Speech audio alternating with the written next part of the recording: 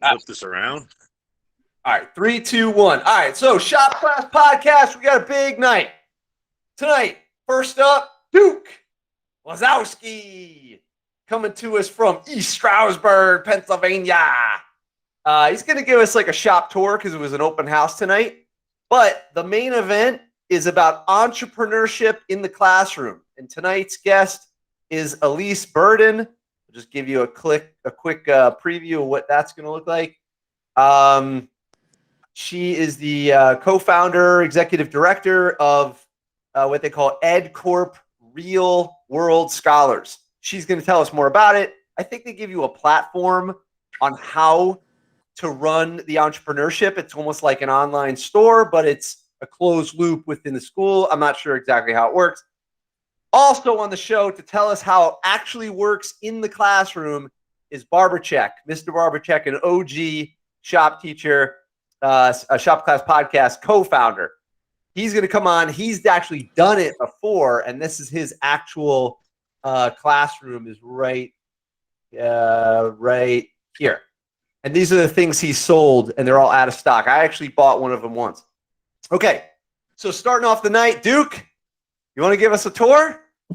Yeah, let's go.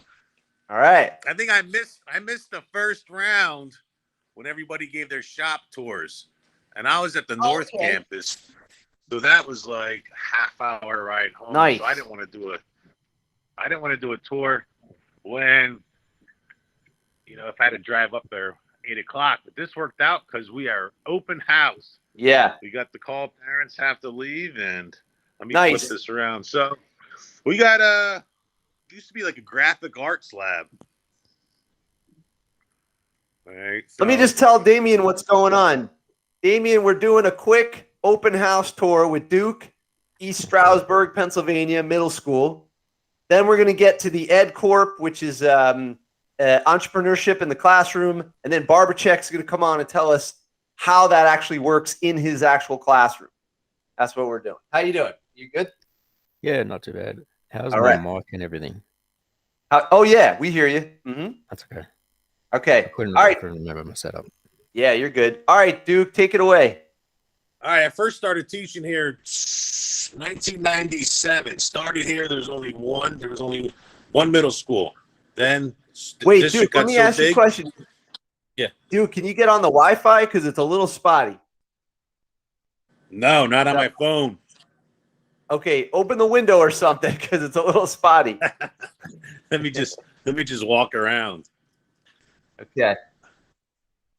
All right, this is cool. We're gonna get a little middle school tour here. All right, it's better. Wow, a little bit. Just talk slower, so in case it drops out. There you go. All right, so this right here used to be a dark room. In here, dark room. Still have this. Okay. I said we gotta get into the, up to date. So then this turned into our robot room. Nice. Robot room. We lost him in the robot room. Yeah, you need good Wi-Fi if you're going to do a tour. All right, we lost you in the robot room, but it used to be photography. All right, that's cool. Spotty. Here's the you're robots back. that we build. All right, so these are like the Vex robots. The kids they're better than I am with these. Nice. Is it Vex competition? So that's why I wanted to get. Yeah, these are the ones we do in the competition. TSA, we have a Vex robotic competition. And that's why I was talking to Jared from Australia about the battle bots. Oh, yeah. That's cool. So here's an engraver. There's my seat. My brother made this metal toolbox. All shops have the drill presses. Your brother made a toolbox? Yeah. Years ago. Okay. I just set up our 3D printers. I was printing some keychains for open house. All right. That's a nice Here's our 3D printers. Laser engraver. Oh, what kind of laser is that? I think we just got the same one. Full spectrum. Okay. Okay.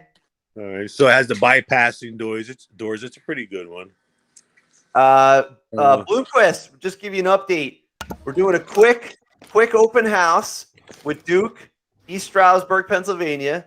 He's already there, so he's just gonna do an open house. We're waiting on Elise for EdCorp. She does, you know the deal. So, and then Barbercheck's coming later. Okay. Sweet. Yeah, I saw Here's our man. Duke had a open house. Here's our Nice. Manus printer. Remember Oh, we had yeah. Joe on this show? All right, so just fired that one back up. Look, it sat all summer. I feel bad, but it sat all summer. I found a file, drew one on Tinkercad, threw it on the computer, thing fired back up like it didn't miss a beat. Wow, that's awesome. Here's our Terrazzo sinks. Oh, no way. Here's our office.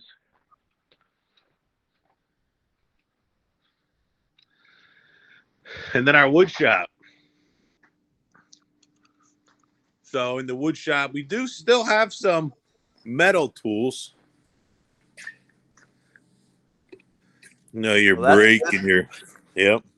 So see if we can get the CNC router. Our drill presses, storage, planer joiner, saw stop, Wow. shear. Do you have nice shear. Do you have another teacher there? We used to. This is the first year I'm by myself. Oh, wow. And a slew of scroll saws. Saw that dangerous radio alarm saw. And our So many people hate those things. that's it. Wow, that's a pretty good shop. Yeah, it's it's nice. nice nice one for stuff. middle school. It's pretty big. Yeah, that's good that you keep it alive. You're doing a good job over there. Well, I just got back to this school full time. So I want to incorporate some things, add some things. You know, it's the first time back in a little bit. I was at this school half the year and then the other school for half the year. Now I'm full time up here. This is the one that's closer to town. Oh, you had to travel? Yeah, had it's to only travel? half an hour away. This one's only a mile away. So, Okay. and then I was at a webinar today about these drones. We're trying to get into a drone competition. That's great, man. I'm so glad you're doing that. And then do they do stuff at the high school, or are you? That's it, end of the road. Oh no, yeah, they definitely have classes at the high school. They have a wood shop. They have a TV studio, electronics. You know, they still do the drawing. There's a little bit of robots, so there's a bunch of classes that they can take at the high school. Is that air hockey or is that Vex? No, that's the Vex. That's the Vex Arena for Vex IQs. Oh, that's cool. Yeah, I mean, that's the future right there. And, you know, it's funny. We were talking about, I always talk about Tesla, but Barbercheck actually made a really nice discovery. And it's kind of interesting because, you know, robots and sometimes Vex has automation, right? Not just you program it and it can follow a line or something like that. Yeah. And Vex has that online tutorial as well where you can code them in the virtual world. It's nice. Okay, so check this out. You know, Tesla came out with these humanoid robots, but they were saying that it's going to replace labor, and that's what everybody's focused on. However, Barbercheck is a genius. He realized that maybe it's going to be a chauffeur for all the other cars that can't keep up with the tech. So you could still buy your Chevy, but you put the robot in there to drive you around. Oh man. It's so funny. You're like, you don't even want. I love driving. I drive a 5-speed, but like for your daily commuter, if you want to drive across the country, if you're driving to Florida, just let the thing drive you. Yeah.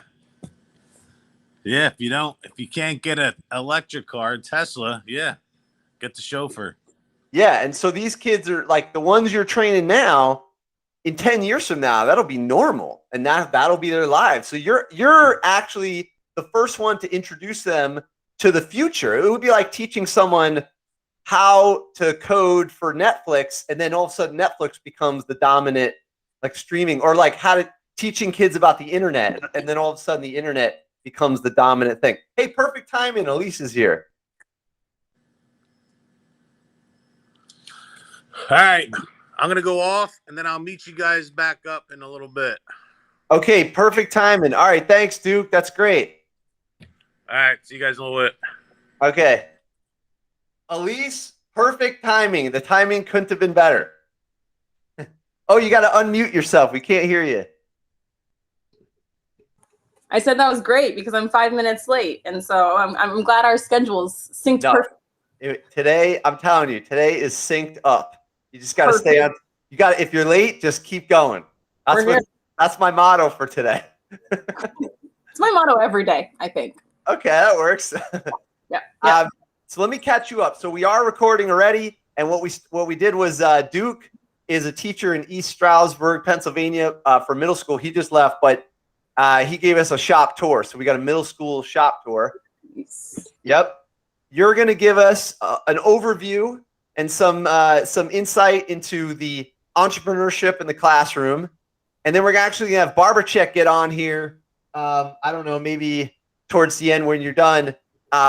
And he'll probably come in at the perfect time as well. And he's going to tell us how he actually used it in the classroom. So this is going to be like full circle. This is great. I can't wait. I love what his students have done. They have a brilliant TikTok that has brought me to laughing tears multiple times. So he's a TikTok genius. He's not a normal teacher. So, he's a cool teacher. Yeah. Cool. Okay. So I always start with the first. What were you going to say? Go ahead. Oh, I think I was just a heavy breath. Okay. First question I ask everybody is, did you have shop class growing up? I don't think I did. That's okay. Neither did I. It's all right. But here you are helping out the shop classes. Yeah. Well, I'll say this. I had a lot of proximity starting in college. Like my college boyfriend was a welder and we are still great friends. And so even though he was studying like history and theology, he welded in the garage. That's what he did on the summers, and so even though I don't feel in retrospect like I was probably responsible enough to hold, anything with a flame, I got to start like toying around. And the other thing for me was that, my mom owned all the power tools in my house. And it was like a real DIY, like my parents came from, small beginnings. And so there was always just this, like, how can we hack this, And so I've always been a tinkerer. And I think one of the reasons I probably didn't have shop class, I remember it was offered at my high school, but, that hyper focus on like traditional academia. And I think shortly after I left high school, I was like, wait a minute, that would have been so fun.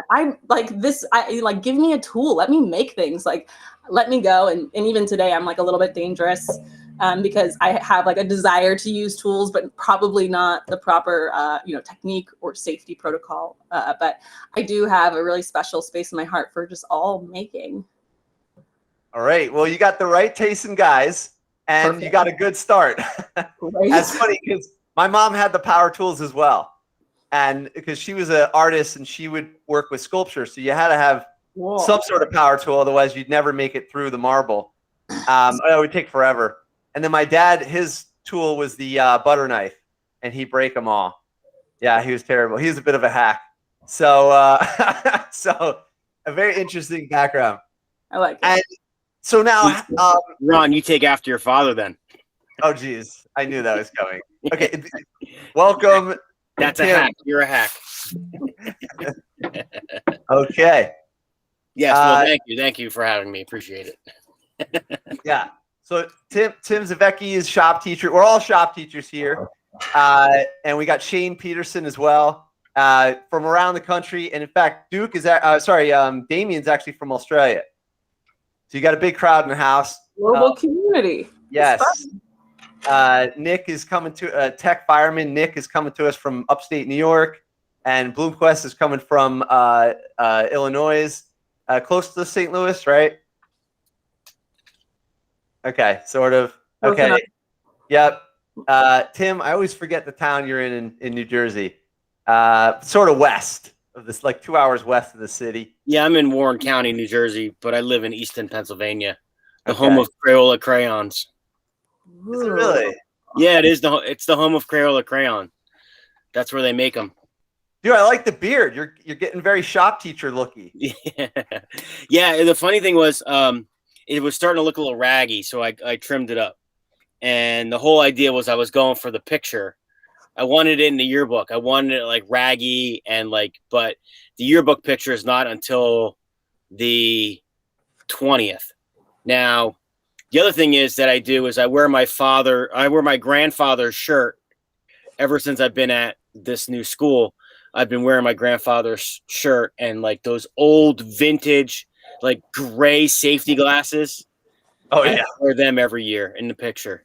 Oh my God. So, and every year I do post a picture of me in the garb, and so it is kind of funny. I wish I did it. I wish I did that years ago. You know, back in 2001 when I started, I was just wearing the same thing. You know, because that would be funny. Oh my God, this is so shop teacher. Yeah, but I don't go flannel. You know, I don't go flannel like a lot of shop teachers are plaid. I did flannel last year. I've been rocking flannels. I got like 10 of them in the closet. Yeah, that's kind of the shop teacher way to go. I don't know, but my school right now has been so freaking hot. I can't stand it. It's unbearable. It's horrible. My shop is unbearable right now. Then we got Shane. Shane, where are you coming to us from again? I forgot. Northwest Iowa. Ah, okay. All right. He's got a auto shop there, right? That's what you're doing? Okay. And Bloomquist is he builds houses from scratch, which is so cool. So we got a kind of round table here. So Elise, what is the deal? What is EdCorp and how did you get into it? How did I get into it? So it's funny because it was an accident. Turns out I co-founded this whole business situation, and something I fell into. I was kind of moving through. I'm from LA. I moved to San Diego, and I met my co-founder, and he said, you know, I've got some cash. I want to give students money to run businesses, and it was like very clear. Oh, there it is. You know, there's obviously lots of programs where students could like think through businesses and come up with business plans and business ideas, and they could, you know, pitch them sometimes to judges. But there was very few opportunities for like young people to run businesses, to have like the actual experience of making and selling things, interacting with real people, and really having that like iterative, entrepreneurial, like risky experience, you know, that heart palpitation when you have to actually talk to a stranger and put your work out there. We wanted to see that kind of thing happen. And that was back in 2014. And so as a result of, you know, hundreds of conversations with educators, we developed the EdCorp platform, which is an e-commerce dashboard that allows pretty much any class K through 12 across the United States to run a student-run business. And what that looks like, it really crosses. Oh, those are our toolkits. Is this should I run this presentation? Is this like perfect timing? We provide our classes with all sorts of resources, right? Because originally we started with an e-commerce dashboard and we said, hey, we're entrepreneurs, we're not teachers, we're not going to tell you what to do. Like, we're going to give you money and go. And then teachers were like, no, but seriously, tell us what to do. Like, give us anything. And so over the years, we have like scaffolded this experience a little bit so that classes have a loose kind of roadmap to support that entrepreneurial learning experience, whether they're in the second grade and they're upcycling Crayola crayon bits into candles, which is a really lovely project that I am stoked on, or they're, you know, a high school welding class and they're making furniture. And we've seen all sorts of student-run businesses. And so what you're looking at right now is one of our toolkits, and we've got about 25 of them. And they're just 5 simple steps, each of them, that kind of walk students through it's kind of a design thinking-esque entrepreneurial process that each, you know, with each activity, they have to think through some piece of the business. This one's, you know, their mission statement.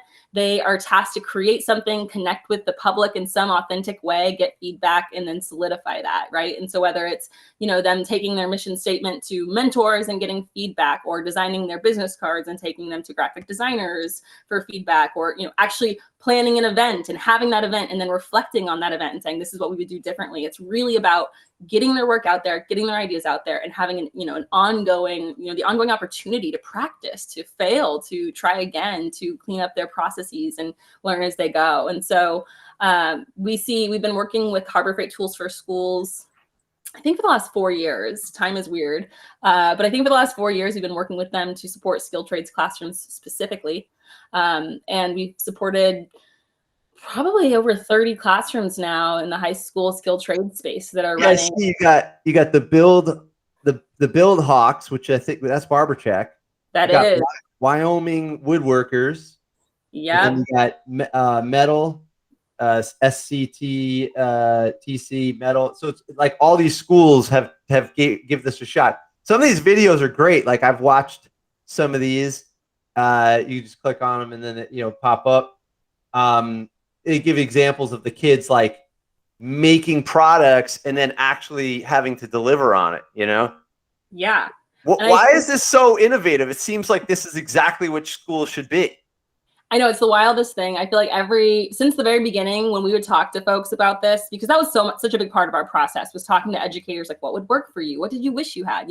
And so regularly people are like, I can't believe I didn't have this when I was a kid. I would have loved to have this, and even just looking back at the skills that we all had to learn as adults that were like pulling teeth, like around like time management and, like even public speaking, like these are all things that are kind of baked into the entrepreneurial experience, right? And so we know that young people need these experiences, but classrooms aren't often set up naturally to do this, to have young people sharing their work out in the community, building relationships, et cetera. And I would say that with the exception of the skilled trade space. And I think it's been one of the most beautiful things about our partnerships with, the community and the teachers that we have supported is it's such a perfect fit. Like skilled trades classrooms are already making things. Many skilled trades classrooms are already sharing their things with the public in some sort of authentic way, whether it's selling their things at the end of the year or, having some sort of partnership with local associations. Like we just see so much rad stuff happening. And so it was really a natural segue for us to start supporting these particular kind of cohort of classrooms with the e-commerce piece so that they could take that, experience that they were already having into a new place, right? Where they could reach people beyond their friends, family, soccer coaches, et cetera. Right. Yeah. Like like for instance, even Tim is on the show tonight. He makes, with his students, they make like these beautiful wood turned bowls, and they're actually sought after. And in my opinion, I think they're pretty cool. But then of course you might not have the time, but if the kid at least tried to create a business, it might lead to something new. Tim, what do you think about your kids turning those into a business of some kind? All right. Well, I can kind of give you a background. I don't know if the bowls are a real lucrative business in sense of the time that, you're really working on the lathe and the sanding and the all that other time involved. I think there's just so much that you got to put into those to get the product that you need. So, I mean, I guess it's the time versus the cost is, that's an issue. But the one thing that we did try was the 1 year we tried to manufacture these little Jeeps.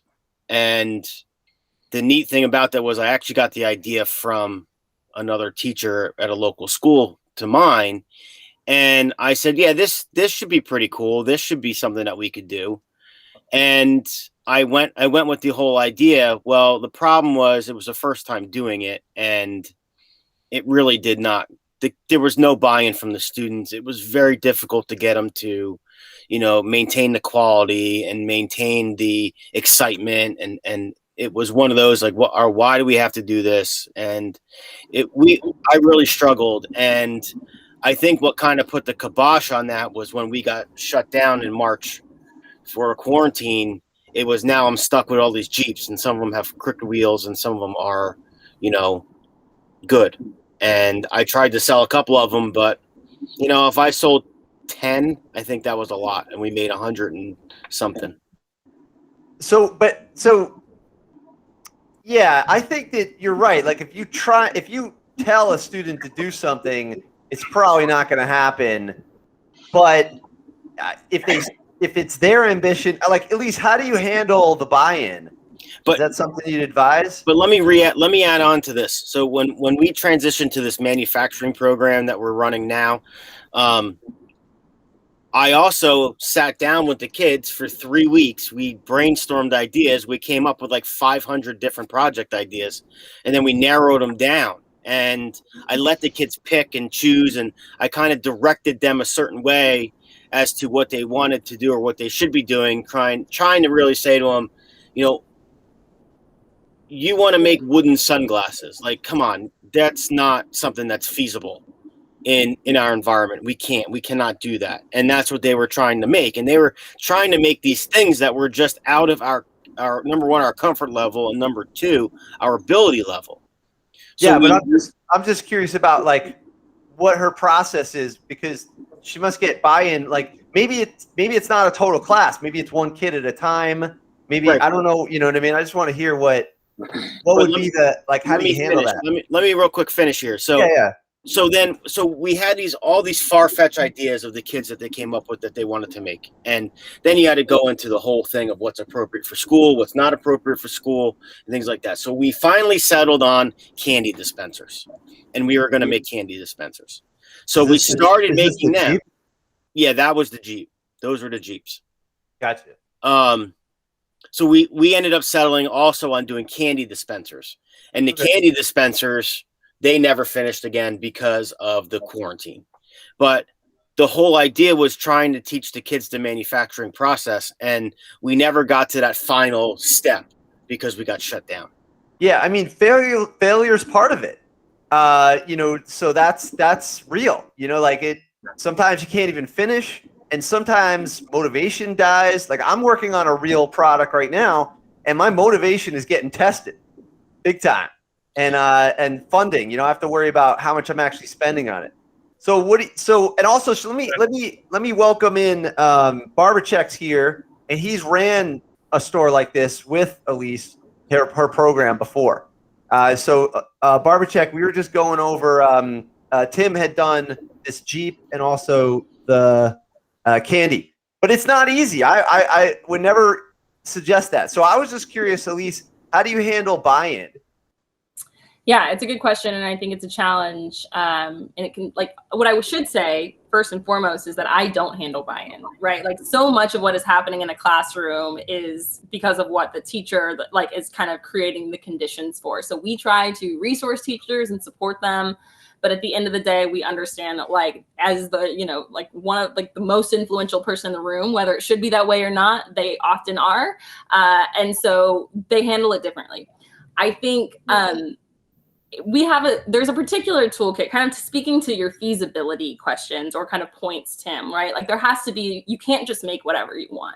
And I think that is a core of business, right? It's the difference between art and design. Art is for you and design is for other people. There has to be a purpose, and the design is supposed to accomplish that purpose, right? And so if we're trying to create something that sells, I remember a few years ago, we had a 5th grade class that wanted to create like double screened laptops that could be used in classrooms, and teachers would be able to see what their students were working on. And they were like so stoked about it. And they wrote like a blog about it. And we were like, that is such a great imaginary idea that is just never going to happen because schools can't pay $9 million for double-sided laptops that 5th graders have designed, you know, like, but walking through those things is actually part of the entrepreneurial process. How many people do we all know who have a great business idea and they're the only one who thinks it's great, right? Like, I think part of getting through that entrepreneurial process is getting those ideas out there and then hearing those crickets, right? No one else is that interested in this. Okay, what else do we need to do? Like, how do we evolve our ideas? And I think that can be really disheartening, to your point,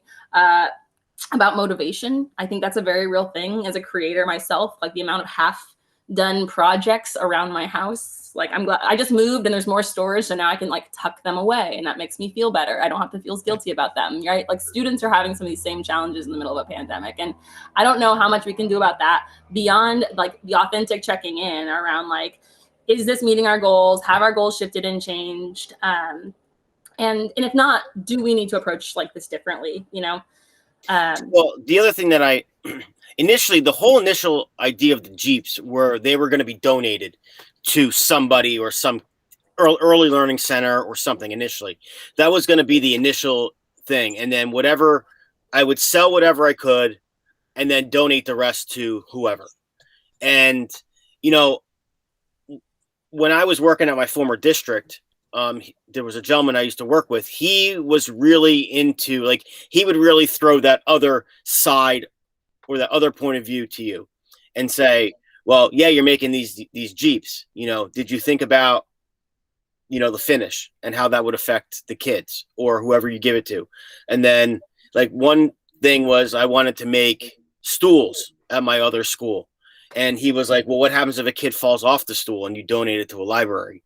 You know, so he was always throwing that extra side or that other side of things.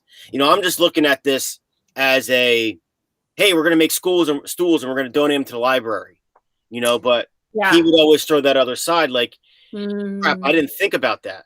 I always just think of those as like design considerations, and whether or not the person who is throwing that monkey wrench in is doing it to be collaborative or not. Like, it's just a design consideration. Like, that's a great thing to think about. Someone could fall off of this. Let's think about safety. Maybe we should also put in a terms and liabilities contract that says once it's yours, right? These are things that students can be thinking about, and they don't have to be like hard stops. Like, okay, I guess we can't do that because, you know. Yeah, I agree. Go ahead.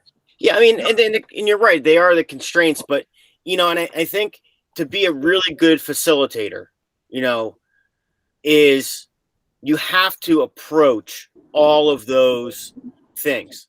Like, you have to have everything covered, and you have to talk all those sides of the coin, like the success side, the failure side, the liability side, the, you know, advantage side, if you will, for lack of a better word. And I think to be a good teacher, you have to have all that in your pocket. Yeah. This is, go ahead. Yeah. Well, and I wonder how much you have to have in your pocket and how much you have to be willing to entertain as it comes. I think one of the constraints that sometimes I see with the educators that we work with is this feeling that they have to have these entrepreneurship piece figured out before their students do. But like, that is so incongruent with the actual entrepreneurial process, that, right, if we're actually leaning into like authentic work that has risk, like, we can't totally anticipate all the things that are going to come up. And so I think there's probably a hybrid between thinking some of these things through and be willing to create the space for these conversations, but also being willing to learn alongside of our students and say, I don't know what this is going to look like, but I'm willing to like learn and journey with you as we do this together. Yeah, and the other thing is, I think there's safe and unsafe projects, and I think being a teacher, you need to be able to, I think for your first couple go-arounds, you have to go the safe route. For sure. You know, like, you have to, if you're doing, like, I kind of, when I was doing those Jeeps, like, I kind of went the safe route, you know, sell what we could, donate the rest. And then that way we weren't getting stuck with waste. We weren't getting stuck with unusable product and things like that. But, you know, the whole coronavirus put the wrench in that, and we got stuck with them. Some of them aren't finished. Some of them need to be tweaked. Some of them need to be, you know, re-glued. So there was no final inspection. There was no final quality control that went, because we were just flat out shut down. Yeah. Yeah. To touch on your buy-in point, the few times that I was able to successfully do, you know, a student-run project, we always, as a class, you know, went through, like you said, all these iterations or project ideas, and then to buy into the project, you create a set of stocks for the kids to buy into the project or materials to support your few first orders, and then once the money starts coming in, you know, your profit margin will then go up. You know, that's their buy-in. They're buying stock in your quote unquote company as the class would create, and then in the end, you know, and the way we always worked it was that if kids put in extra hours, you write that all down, and then that becomes their quote unquote pay at the end. If the dividends go up, you know, if the product is a success, then if they invested 20, they can go home with like $40 or $75, you know, because the profit margin was that good. But if they goes a pet project, and you didn't sell a lot, then they go home with less than they invested. That was the buy-in for a couple projects I was able to do. Hey, Here in Nick, that's a Europe, really good idea. Like, so everybody gets a certain amount of like stock. It's you had to buy at least $20 of stock at $1 a share, and then if you wanted to buy more, you could invest more into the company if you felt it was a good, And the few projects, that the one project I did in high school were CD and cassette tape holders that spun around on a Lazy Susan, and then in college it was Adirondack chairs. The Adirondack chairs, we were doing pine or cedar. The pine were costing us like $20 to make. We were selling for 85 or 65 or something like that. Huge profit margin. So, that's the thing. That's where the buy-in for the students becomes. So they're actually buying in instead of quote unquote buy-in. They're actually buying in, which when buy the materials. When somebody puts skin in the game, it's a whole different story. Yeah, that's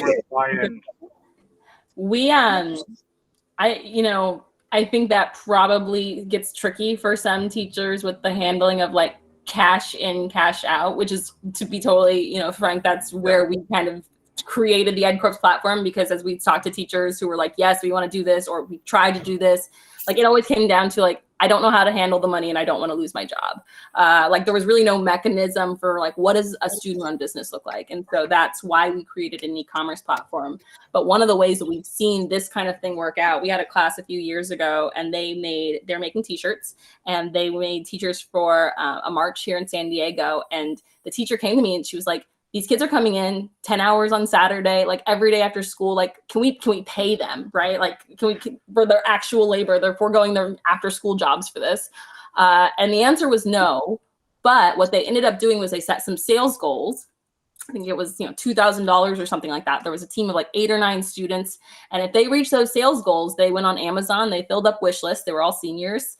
They filled up wish lists, and because of how our kind of back end mechanism worked, the teacher could go in and fill their Amazon wish list. So if you're going to college and you put in for that like new laptop, when all of those students reached those sales goals, they were able to kind of cash out in the things that they had chosen for themselves. So it wasn't just a pizza party or a field trip. It was like, what do I need? And if I want like new Jordans or I need new shoes, right? Like that's a choice that I can make. And I think one of the things from an equity perspective that was awesome about that was that like the student could choose and determine like what was best suited for their needs, whether it was something fun and frivolous or something that actually, was going to help them in whatever their transition was to, college or vocational school. And so I think there are some really interesting, like kind of creative hacks that we can use to say like what are you getting out of this beyond just learning? We can acknowledge the fact that other things incentivize students. And I think there are parts across the entire process where we can give them more choice and opportunity for like personal fulfillment. That can see more of that buy-in. So I want to kind of pause at this point, and then I want to get to the platform, because there's 2 topics going on right now that I think are important. One is the psychological buy-in, and then there's the actual buy-in where there's actually money and there's a platform. So I want to hit pause before we go to the platform and maybe give Barbercheck a chance if he wants to. Barbercheck, could you give us some insight? Let's pause and talk about the psychological buy-in just for a moment. And then I want to see the platform, What do you think? I think we can do that. Man.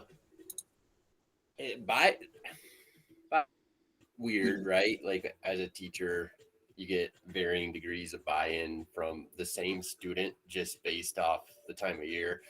So taking a step like this can be scary because it's more public, right? Like you put your stuff out there more, and then you're also asking for money for it as well.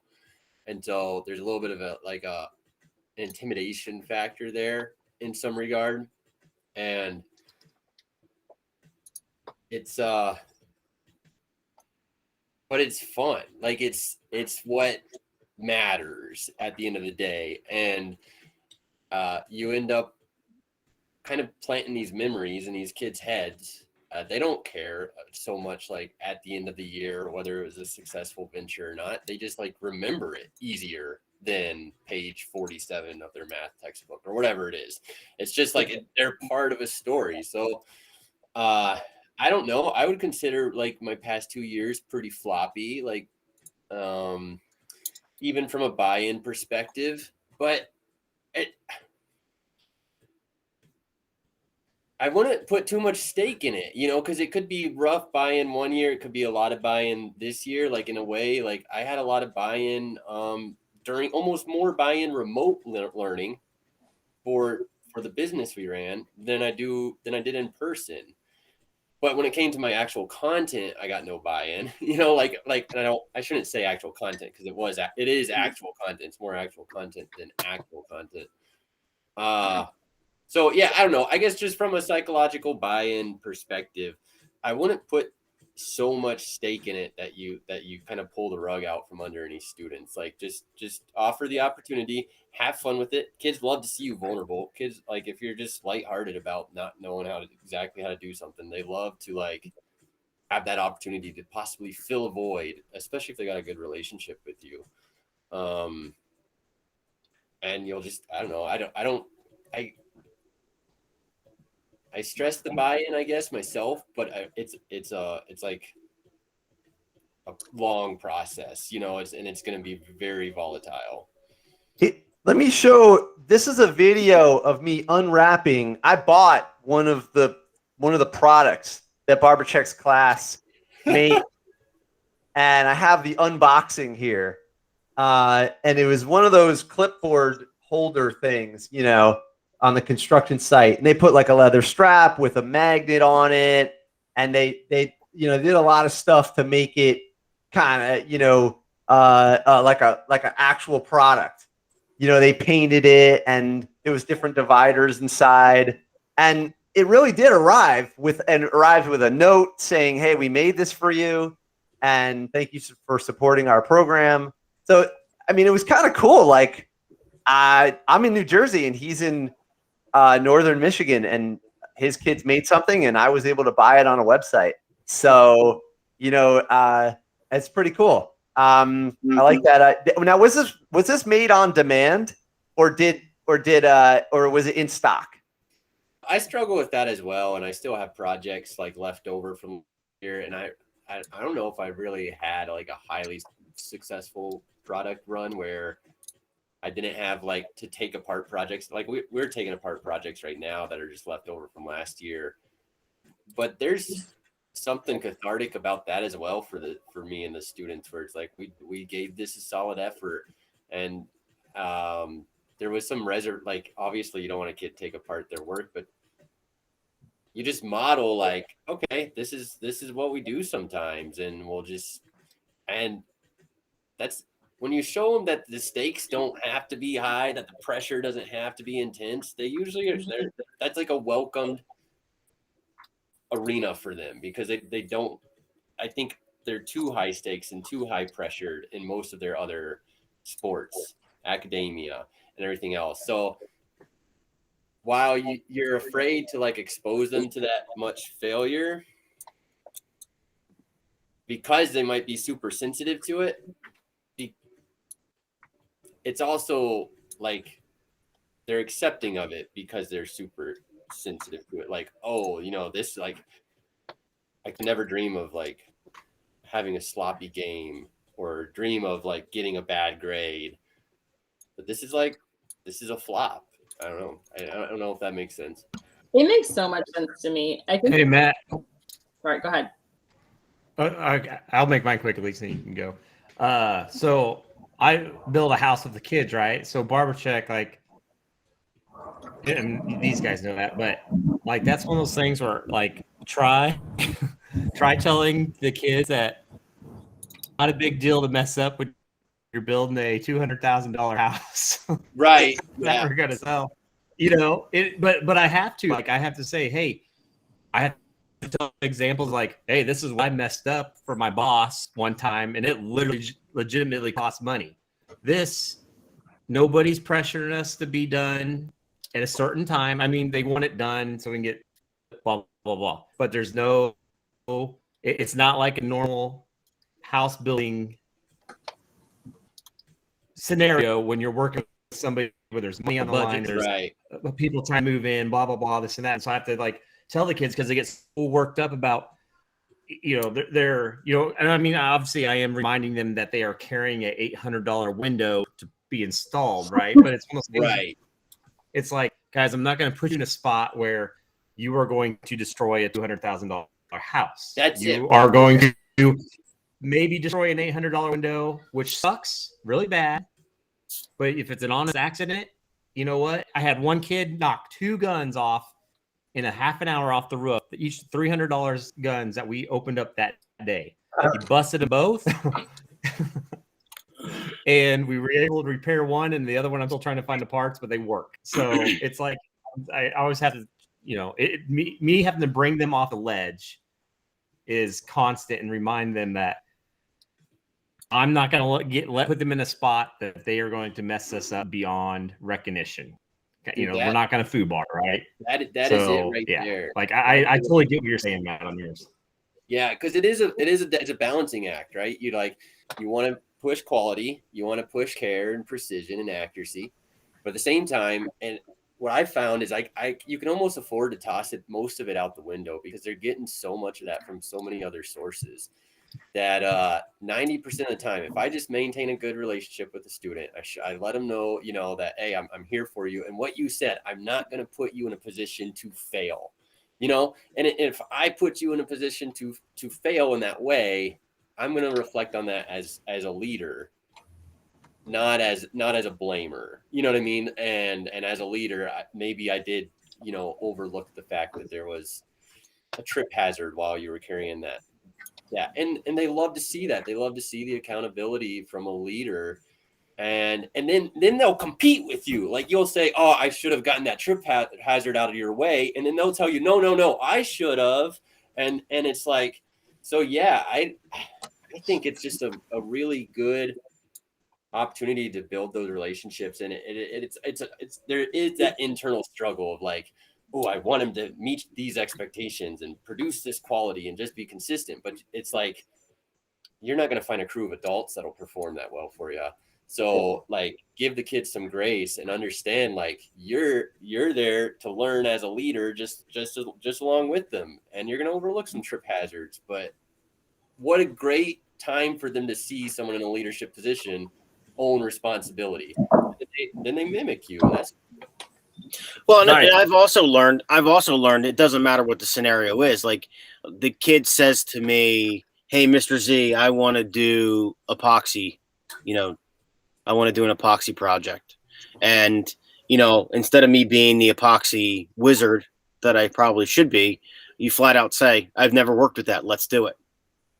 And I think that's, when they see that, yeah, you are human and you are,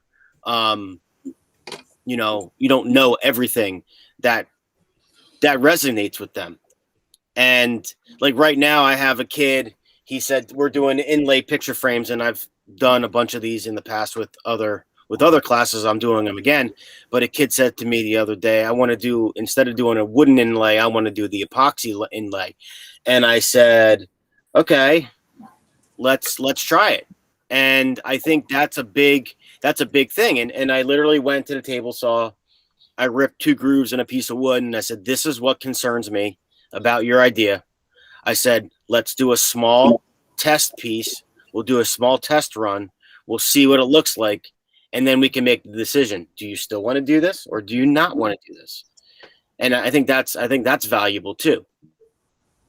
Sure. So, anyway, yeah. So Elise, basically I would just give you my perspective. So we kind of went around the room. Basically, I like failure as long as I'm not telling them they failed. Like if they're in a competition or someone doesn't buy something, they can, I love failure, like slapping me in the face and the kid in the face. That's fine. As long as I'm not the one stopping them. That is a friction. It's just not worth it. So what I do is like, so like if a kid, let's say we do the flashlight project, the lightest flashlight that still functions and has a switch and survives a couple of tests wins. So a kid comes to me with a huge flashlight that weighs way too much and goes, look how strong it is. And I go, put it on the scale. And they put it on the scale and it's 100 grams. And they say, see, it's really big and strong. And I go, yeah, last year's winner was 7 grams. So you got like 93 grams to get rid of. And they're like, oh. And then they go and iterate. They go and do another version. And you see but if I'm the one that stops them and says, that's not good enough, you got to do it like that, that's a friction. So failure is good as long as it's not friction based, like that. But that's a tough one. I let the scale talk for me. I'm not going to tell a kid it's too big. I go, yeah, that's great. Put it on the scale, So, and I like entrepreneurship because it's the same thing. Like you go to sell something and the customer doesn't buy it. I didn't do it. The customer doesn't want it, man. What'd you do wrong? Either design, execution, shipping, whatever, customer service, something went wrong. I think then it gives you an opportunity to be on their team. So often, whether we are contributing to that dynamic or not, and we probably are as adults, but even just they're anticipating like sometimes that antagonism, right? And so like being explicit about like, I'm so on your team. Like, yeah, you have an idea, let's try it out. My concerns are like in purpose of you being successful. Let's go figure this out together. I think that can change that relationship so much. And I think, I probably don't have a super articulate way of saying this, but the conversation around failure always feels so static to me, as if it is like failure, stop, like we failed, a customer didn't buy it, like game over. And I really think what we're talking about is a healthier relationship with vulnerability. Like even before this feeling of like, oh man, I'm vulnerable, like it's okay to fail and feel vulnerable, like vulnerability isn't just for like the failure experience. Like even success is vulnerable. Being at the top of that mountain means you can fall. Like people are like, there's vulnerability everywhere we look. And it's really about having a healthier relationship when we see whether it's negative feedback or customer sales that like aren't affirming our ideas. It's like, what do we do in those moments? And I think sometimes even the idea of failure kind of, for me, it creates this like benchmark of like, oh, now this is a grading moment. When I think it's really mostly just cyclical. It's just this constant question of like, what are we learning? Like, how can we apply that? What are we learning? How can we apply that? And for me, that frame, especially, being in the business of like entrepreneurial learning, but also starting this nonprofit and running it, like we've constantly been like, oh, hell, what are we learning? How do we apply that? It has been so many errors over and over again. And so it's like, I feel like it's a lot of failure, but ultimately every single time we've been able to say like, oh, okay, we see better now. We see clearer now. We can do, we can serve our people better than we could yesterday. And so I wonder what it looks like to continue to change that conversation for students in a way that doesn't feel as punctuated. Yeah, I agree. Like almost like what Zavaki was saying about, he's like, okay, let's fail together. And the technology or our skill set is the failure, but not Tim saying no. Tim saying no would be friction. Right. That's it. That's a personal failure. He's like, the kid failed to win over Tim to let him do the thing. And Tim's like, look, if we're going to do this, we're going to do it together because I've never done this XYZ thing. And so we gotta handle it in that way. That's a great way to do it, Tim. I applaud that. It's risky though. So risk together is a good idea. Oh, unmute yourself. Go ahead. Oh, sorry. It only works with certain kids. Of course. Now, the kid that I like to do it with, okay, is that kid that you're on the line with. Because any given day, if that kid you're on the line, like you don't know, like this kid, I've never had this kid before in my class that wants to do this epoxy inlay. He was fully remote last year. He took woodworking 2, fully remote last year. So his machining skills are limited. So I think I could lose him. If I just said, no, you're going woodworking and you're just going to do traditional inlay and this and that, I think I could lose him tomorrow. But by me saying, yes, let's try this, I think I got him now for the rest of the year, And if you suck one in, you get usually 2 or 3, because the other ones want to follow. I call that lighting the fire. Yeah. And 100%, Tim, I applaud that. And the thing is that honestly, people talk about grades and curriculum, this, and that.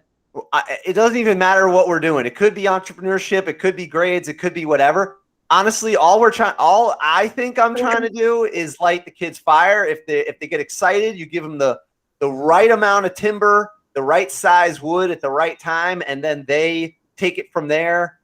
And then they can start a business maybe, or they can go into skilled trade, or they could go on to college if they want to go deeper on something. But basically, you got to light the kids' fire. Like you said, you got them. That's me. That's my version.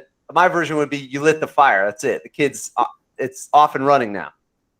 And certain things and certain projects and certain ideas and certain students, it falls in different parts of the school year. Totally, because it's organic, Yeah. And that's the irony is that they have these grade numbers like 9th grade, 10th grade.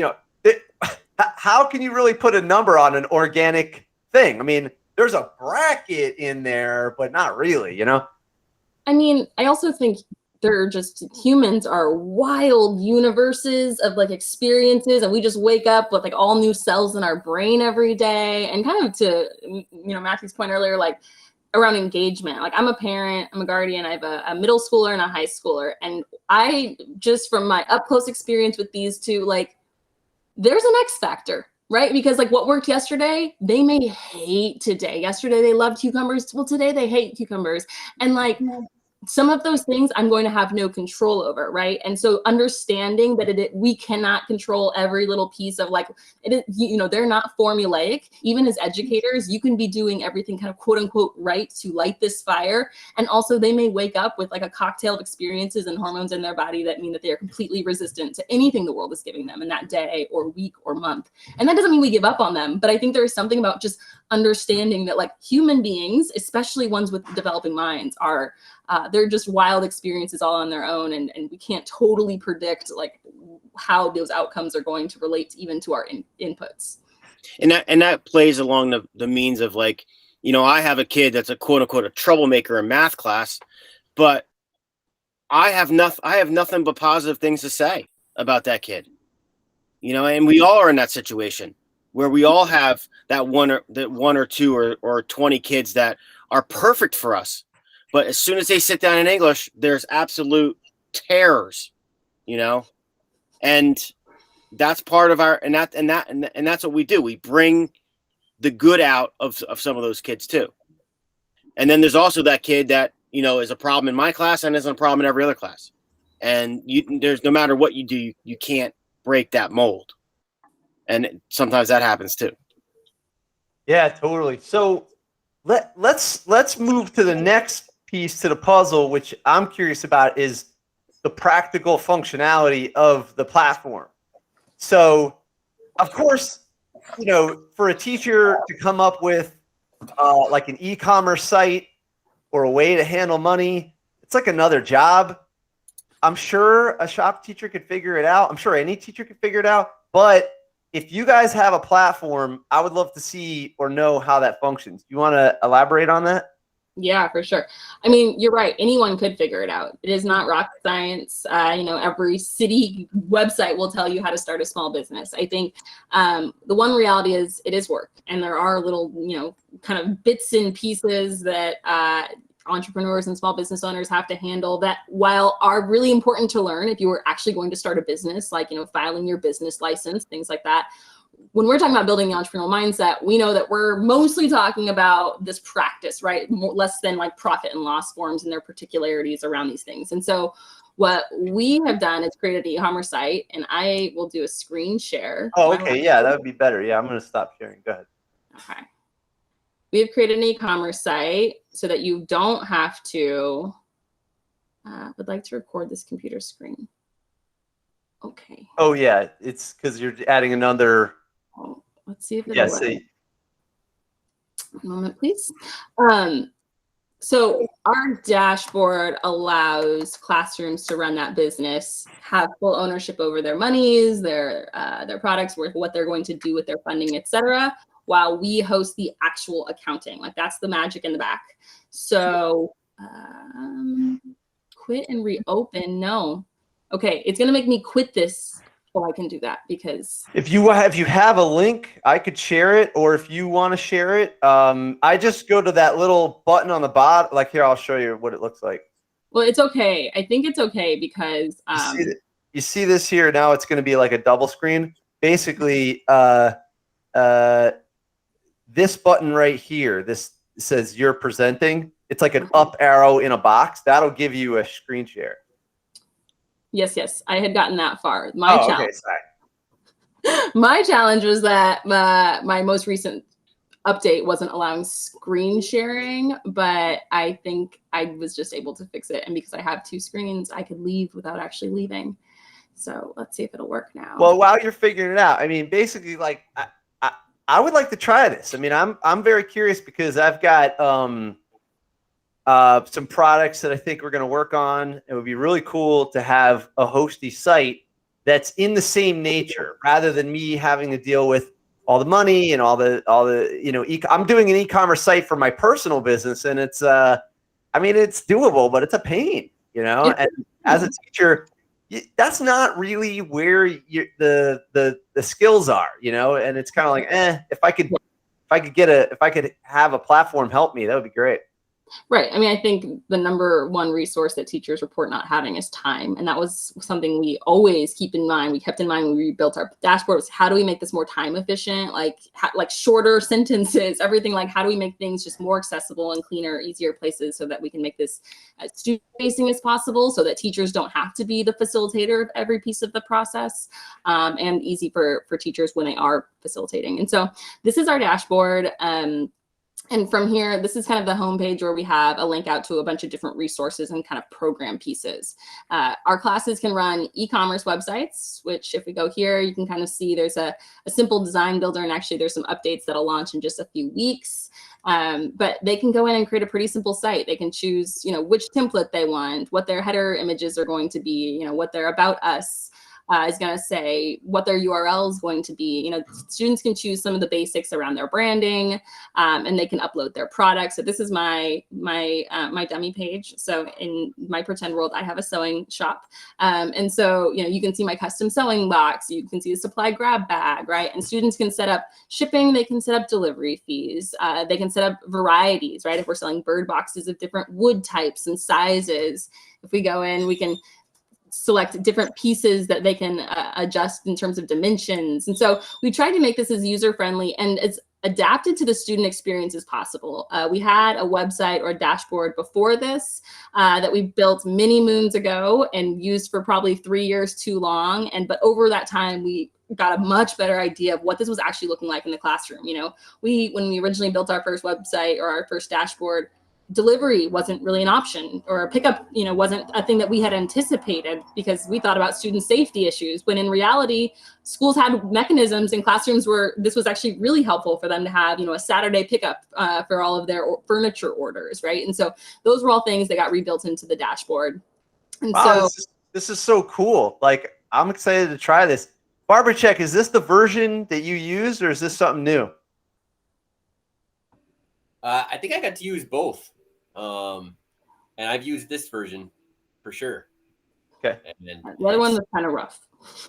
Yeah. Yes, I remember that. And you're offering a service where you can forgive bugs, because all right.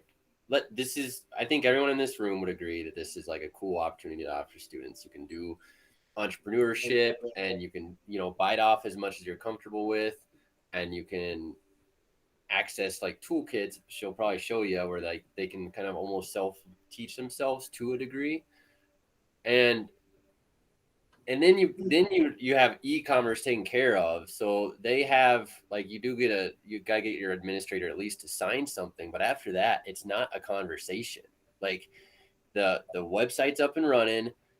These folks they give you the debit card or whatever, so you can transact, and you're closed off to the district office in a way.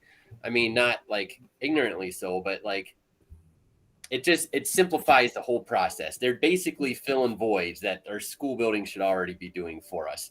And when she said we know teachers' most valuable resource is time, they obviously pursued that with that constraint in mind, because it's just imagine how many conversations you'd have to tell your boss even that you're gonna start a class website.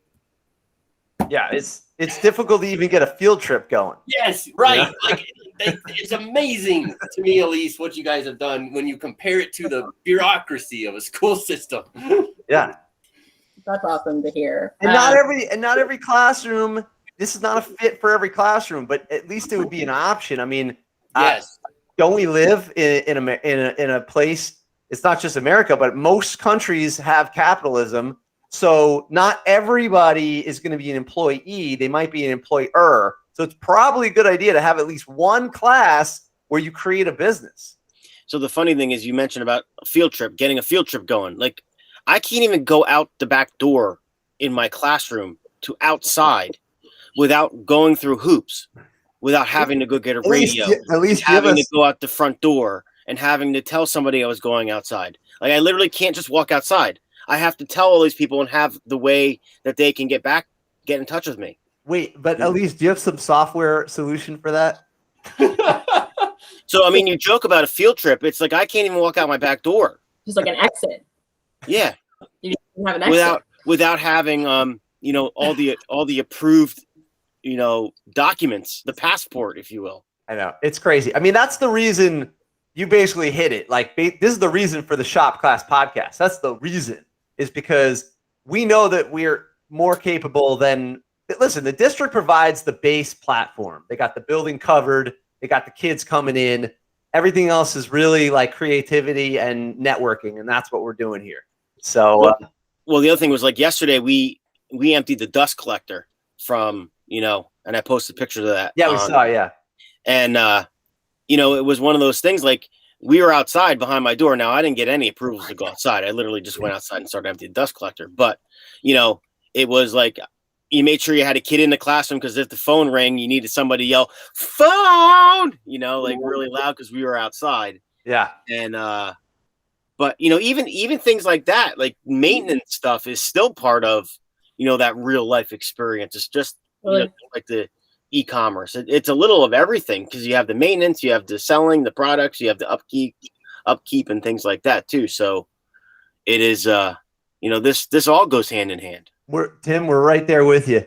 So I see here, Elise, you got amazing stuff here. It says community calendar. You've got to connect with a mentor. You got teacher directory. You get to meet other teachers. Are you going to give us a little tour? This looks awesome. Sure, yeah. So we do kind of provide, like, things you're pointing out, just support for our community as best as we can, especially as they've kind of asked, right? So we have an awesome community of educators. We plan virtual happy hours and meetups and kind of like workshops. We've done virtual conferences. And so if anyone wants to get involved in the community events, they can click there.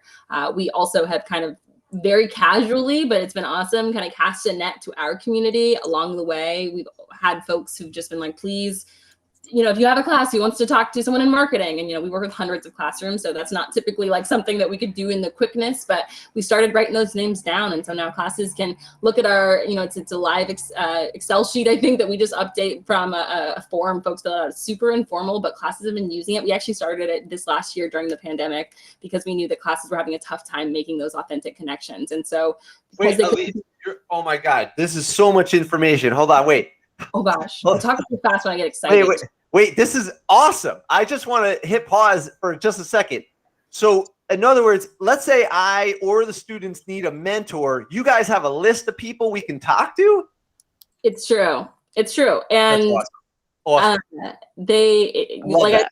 I will not say that we are in the mentorship game. There are organizations who are doing incredible jobs, like Nepris, and there are other folks, communities sharing different communities that are connecting like local mentors and doing a great job of that.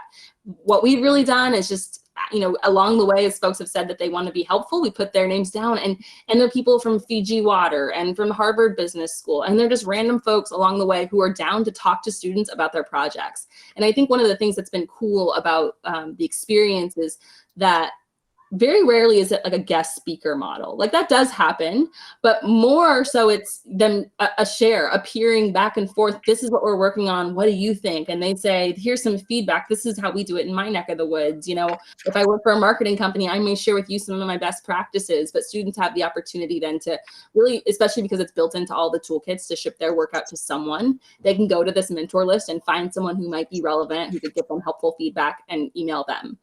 This is. I don't mean to. I'm only interrupting you so that my brain can understand. This is really good stuff. This is excellent. So you can meet with these people, and maybe there's a special time for that, or you just make an appointment. We put their emails there, so we kind of leave it up to folks to connect separately, so that we're not bottlenecking middle personing it. But there's folks they're available, and we're always adding to that list. I think there's a whole new cohort of mentors that are going to be added in the next couple of weeks. So I'm excited to see what classes do with them this year.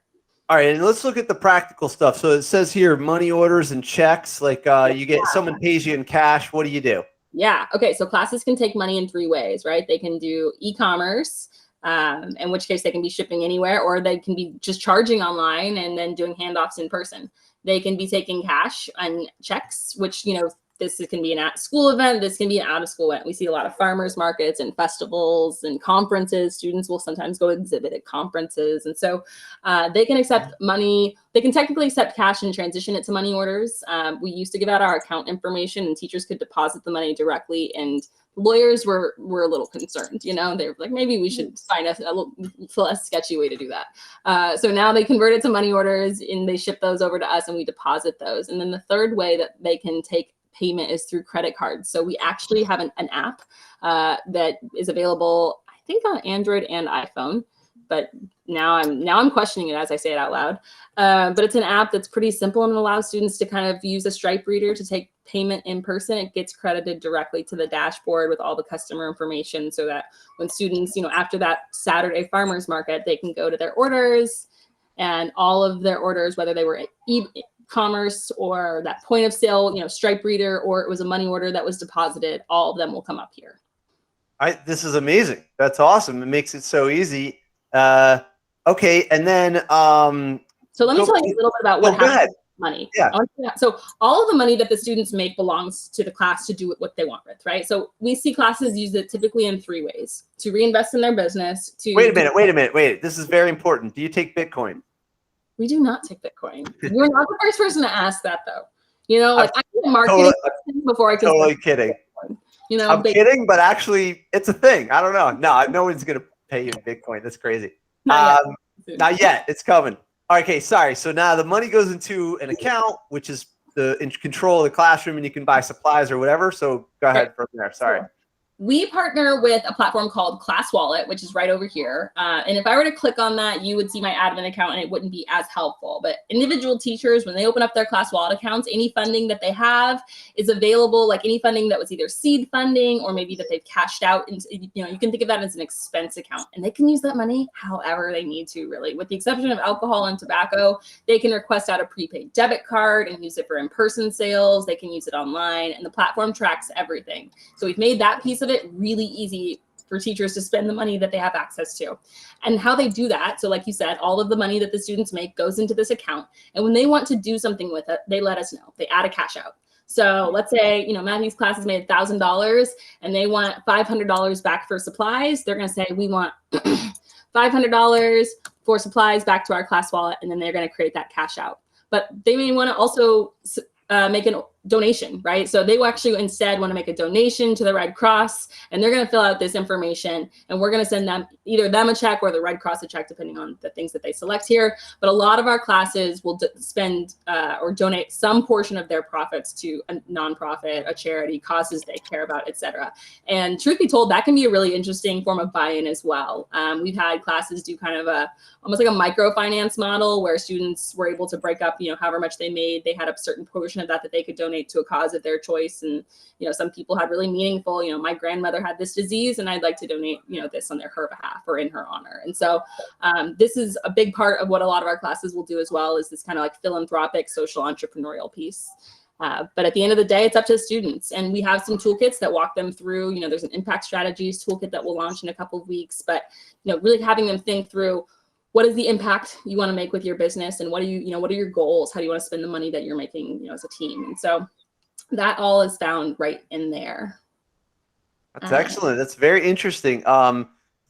If you could get into the black or the green, then you would have money left, so you could buy better supplies to do a bigger project, or you could kick back to the to some sort of cause a nonprofit cause, like you said. Devil's advocate, are you guys taking a piece of the action for each trimming for each? You're not doing that, right? This is a nonprofit, and we're a nonprofit. And truth be told, our operating budget, we would just need so much more money. It would, like we would look too to take the 5%.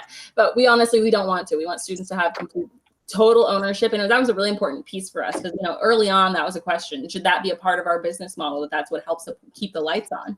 And especially when you're talking about money in schools, it had to be so explicit that we weren't here to make money, but that we were really here to support students, that, any percentage was going to be too much. So we don't take any kind of skim off the top. What does take a skim off the top is credit card processing fees, and that's just built into the website. We can't really do anything about that. But all the money that the students make really belongs to them. And to your point about when they make it into the black or the green, whenever students start the school year with money, it's seed funding that they don't have to pay back. So all of the profit that they begin to make from there, they can kind of begin to, unless, sometimes classes will start, we'll have a different plan, right? Where let's say we want to recount our costs, and maybe there's a bit more of emphasis on the accounting there. And it is a bit of a choose your own adventure in that regard. But from our perspective, they can start to feel that success really early on because they don't really have to pay that money back. And I think to someone's point earlier about having lower stakes to failure, it's really easy to have some successes or have some failures when you're also having them alongside some successes, and there's not the pressure to have to get it all right, to have to get that $1,000 to pay back that debt or whatever it may be. Sure. Like on a practical thing, I'm sure, sometimes students will ask me to use aluminum on a project they clearly should use steel on, but they don't know the difference. So if they see that, well, okay, you can make this thing out of aluminum, sure, but it's going to eat up 90% of the budget. You can make it out of steel and it's going to be stronger and maybe not as light, but it's going to work out. Why don't you try it in steel first? And then at least they'll see the cost involved, and then they can maybe make a collective decision with maybe like 5 or other kids or whoever's in the business with them. Yeah, let me see if I can actually pull up. So one of these link outs over here, we see View My Live Site, which I went to earlier. But if you go to these EdCorp's toolkits, they'll take you right over here. And I think these are, so these are all different kind of toolkit activities. And the point that you're talking about is actually addressed. We try to get them to think, students to think kind of critically and creatively about these topics, right? When we're talking about choosing your product, you're not just asking yourself, what do I want to make? You're asking yourself questions like, what goes into making this? How much time goes into making these bowls? What are the costs of pulling this off? And when it comes time to price this product, we're not just looking at our cost of labor and our cost of goods. We should then also kind of be taking a step back and asking, does this make sense? Should we be making edits to this, right? If I'm looking at how much it would cost to sell something made out of aluminum versus, something made out of steel, these are the kind of creative questions we can start to think through. And each of these, let me see if I can find one that might be relevant. Budgeting for growth, that might be an interesting one. Ooh. So this is a platform that we use for our toolkits. We almost built something that looked like this, and then we found these lovely people who built it perfectly for us. All of our toolkits are built in G Suite. They're copyable so that, if you want to make a copy for yourself or your students to kind of interact with, awesome. Wait, what is a toolkit? It's like teaching someone how to use a feature?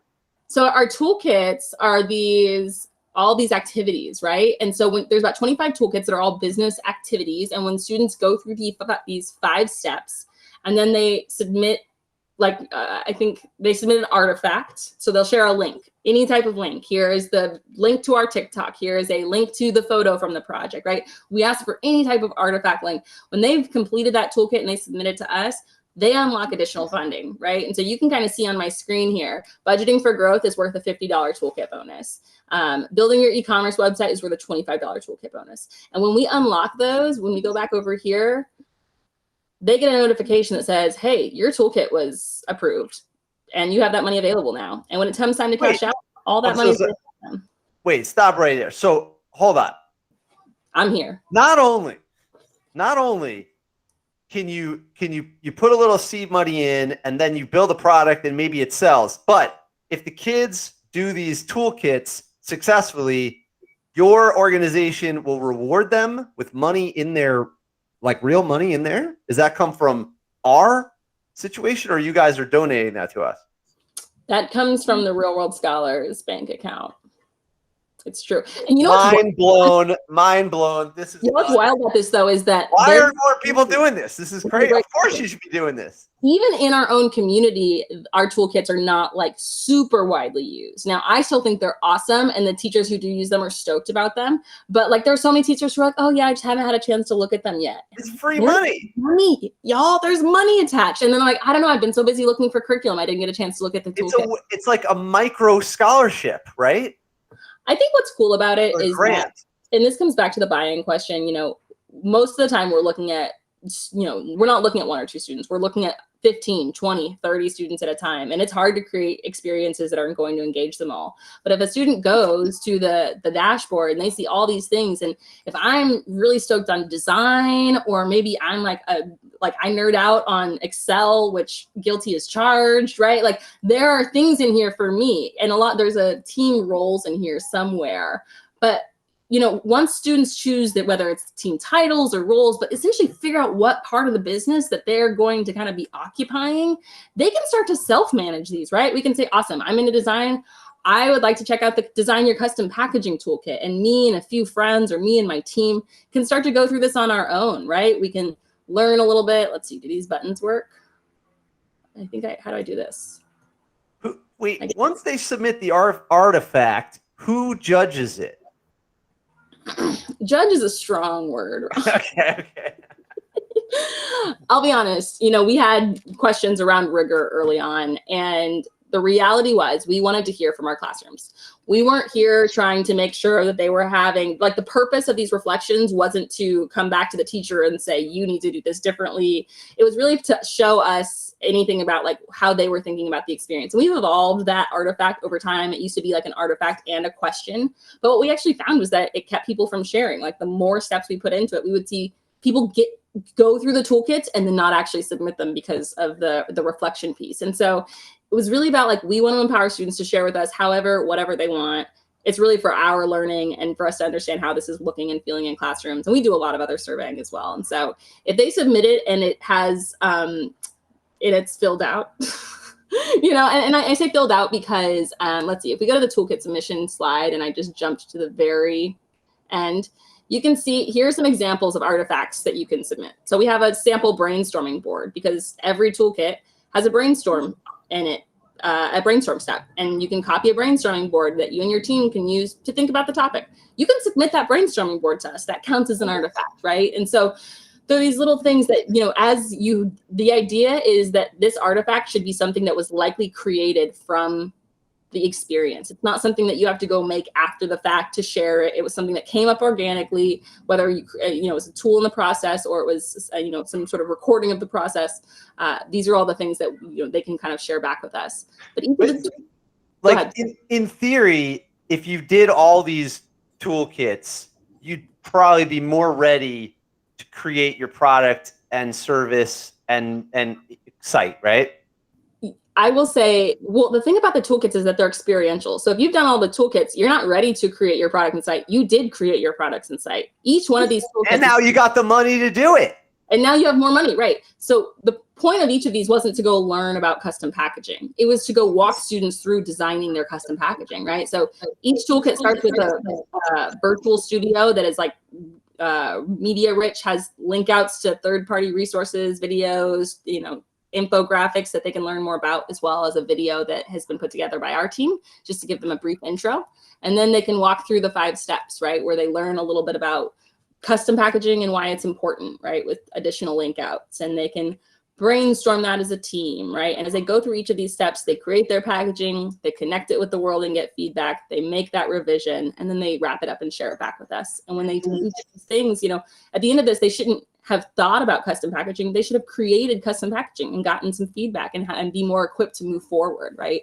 This is one of the ways that we kind of fortified the entrepreneurial process in each classroom and made sure that, you know, because we did have classes that were like, at the end of it, like, we did great. We came up with an idea and like shared it with our parents. And we knew that students could do so much more if teachers had a bit more support in walking them through that process. And so this was our answer for that. And I think they've been pretty well received. Can you Can you kind of share with us your most successful, an example of like your like teachers or schools that have like done really well with this? No, that isn't. That's like asking someone to choose our favorite child, like online on a recording. Like, just pick your favorite. And there's been 550 plus classrooms, and I've cried in public so many times. Like, I mean, there's just, I think there's been an incredible amount of like. I'm sorry, I've spent maybe too much time looking at the stock market. I just want to see numbers. I want to be like, I want to see what works. Okay, you want to see numbers? I think we've had a couple of classes that are well into the 30 and 40,000s. Get out of here.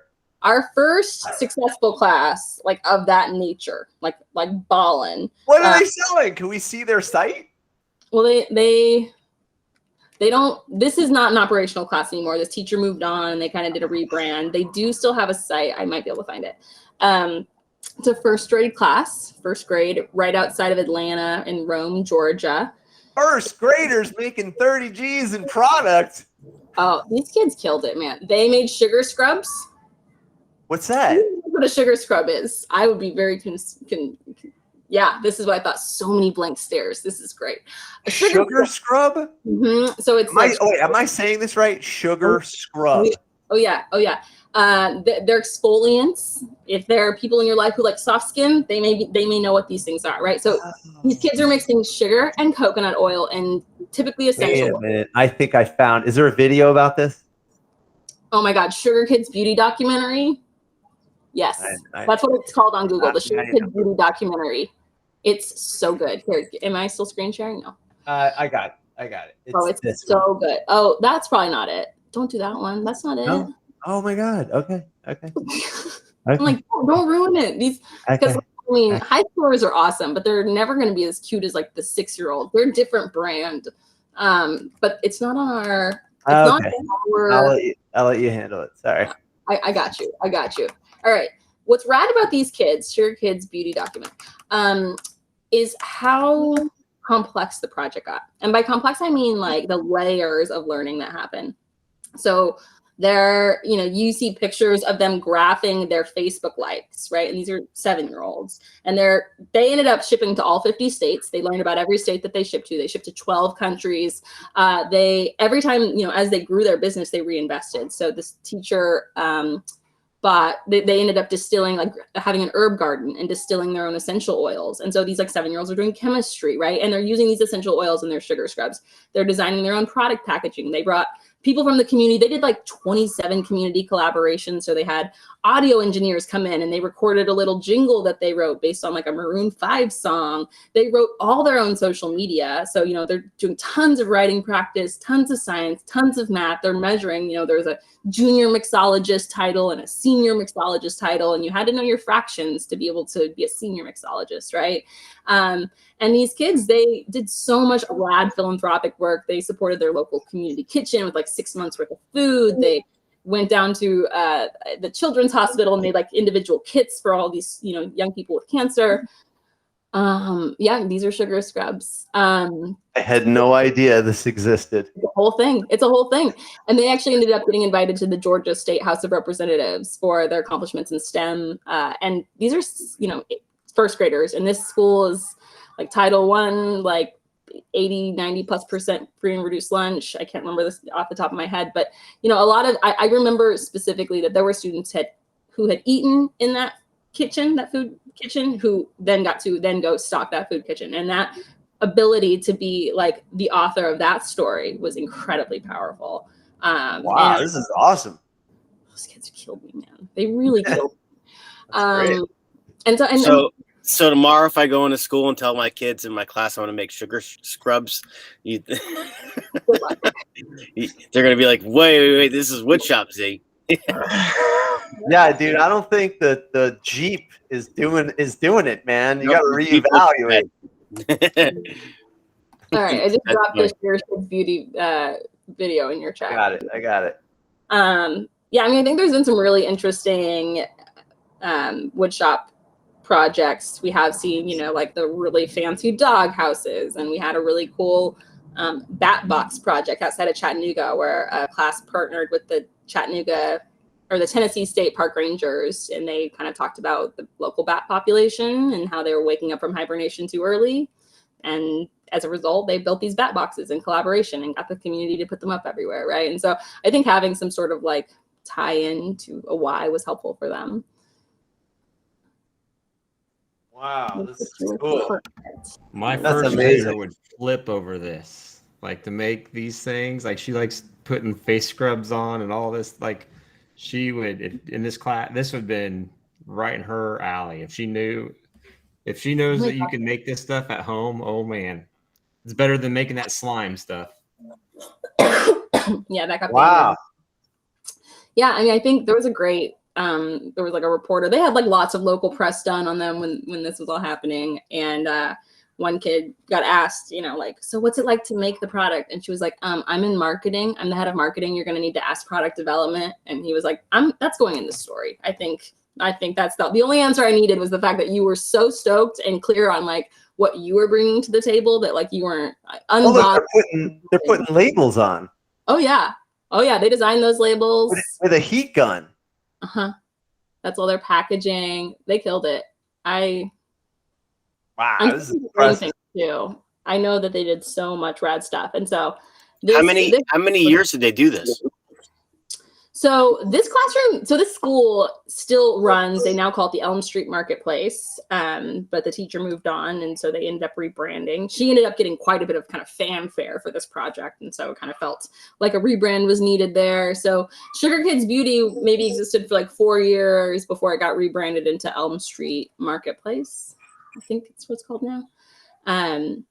But I think one of the things that's interesting is that, you know, this ended up being a pretty high performing, and it wasn't just the class, you know, this ended up engaging the entire first grade, and other classes found ways to collaborate, which we see a lot. And so it was really kind of becoming a draw for the school. People wanted their kid in this class. They wanted them to have these types of experiences. Obviously, like you want your kid on the news. I just love them in their goggles. But there's been so many interesting and diverse projects. You know, we had a 6th grade class in Chattanooga. They had a 3D printer, they had a whole like e-lab, and we've seen and supported lots of e-labs, and those can look a lot of different ways, right? We can print keychains indefinitely, or we can do something, you know, more interesting. And this class, they partnered with a local hospital, and they worked with patients with, initially a patient with, I think, cerebral palsy, who had limited mobility in her hands, and it had been kind of deteriorating with time, and she wasn't able to hold silverware anymore. So their first project was to design silverware holders so that she could like enjoy a steak in public. But over time, they kind of iterated that. They developed like, you know, these orthotics became more user-friendly. They kind of had to create them over and over again in partnership with the doctor and the patient. And then they were able to make those in mass, you know, and I say mass in like, you know, 20 plus, but they were able to make bottle openers with people who had limited mobility. They were able to make all sorts of kind of like little tools that were outfitted for people with limited mobility because they had partnered with and worked with and designed alongside these individuals. And then they were able to offer them at really low cost because turns out these things aren't super accessible to these folks. Insurance doesn't like just send you these things or pay for these things. And so that was a really cool project that, you know, while they didn't, sell $40,000 worth of product, their products were really cool. They met a really important need, and the experience that the students had as a result, like, will stay with them forever, right? And so I think there's just been, favorite class was Unfair, Ron. This is so cool. I mean, even just to bring it back as another example for shop teachers, here's a metalworking shop, and they're doing a burn pit, and they've got a rocket stove, which is coming soon.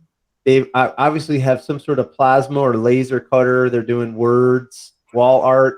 They got custom cut products. That one's, that's interesting because that's like a service. That's not even a product. That's like you could just send them your file. That's interesting. Cool. I just took this off your website right here.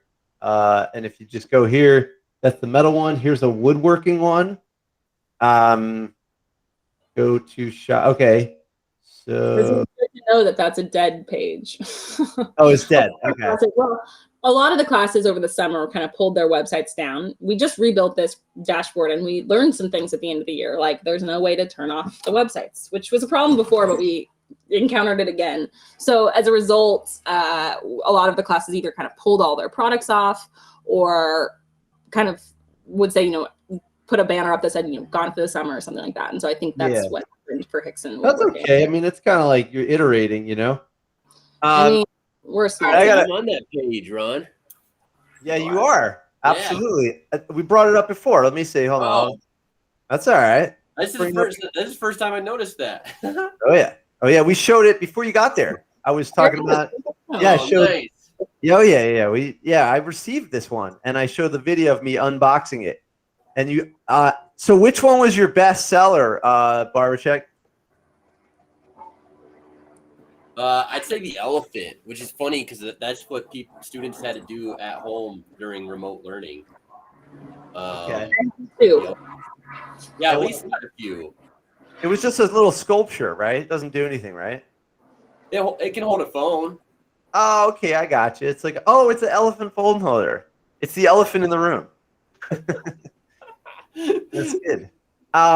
Okay, I have a question, Elise, that you have to think about for a second. Tell us the bottlenecks, the worst case scenarios that. Okay, Damien's got to go. Okay, worst case scenarios. But before you get to that, Duke, what do you think of this? I feel like Duke would come up with. I feel like he's got something to say. Go for it. I'm thinking about this for fundraising. Do schools use this for fundraising?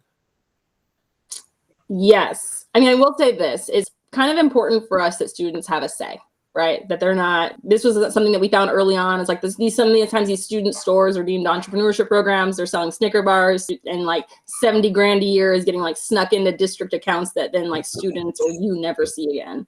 And so that was a big piece of it, was like that money being available for students to use how they want and teachers to use to support the classroom.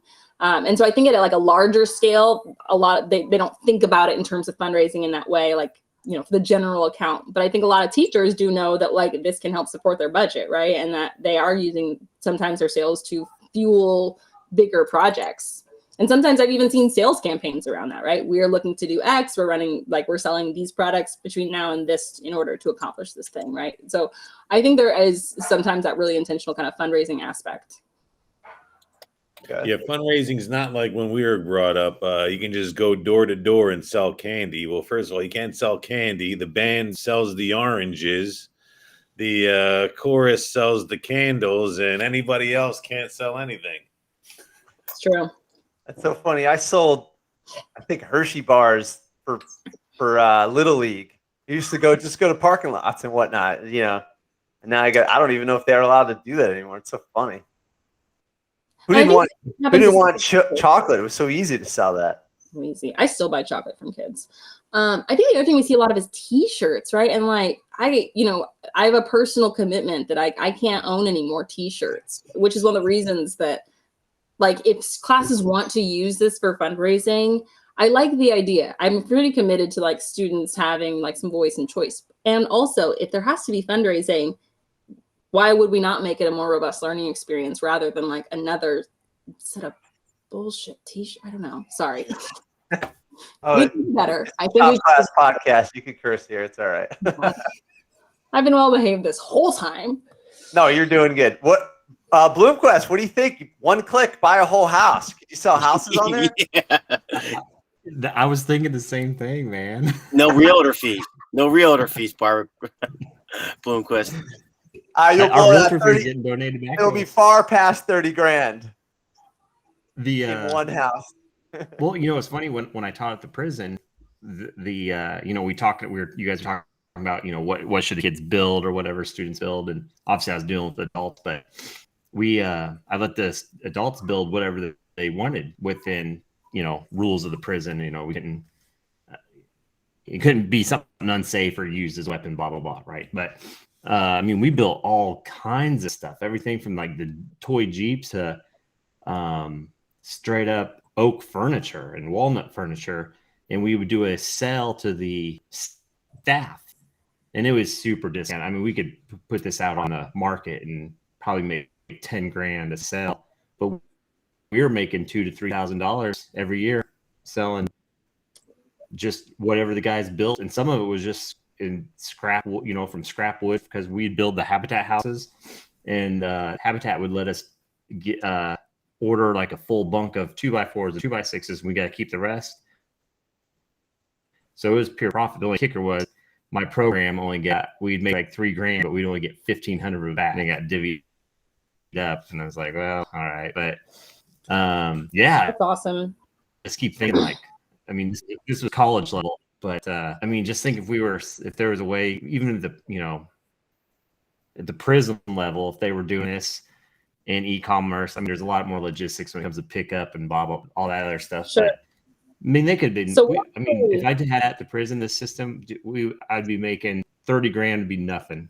Like that'd be easy. Look, you can put me on a real soapbox about this one, but I will tell you, incarcerated people are some of the most creative and intelligent people you've ever met. Now, maybe they've made some of really poor connections of the dots, but like, I think there is a huge opportunity we actually work with a couple classes here in San Diego of incarcerated youth.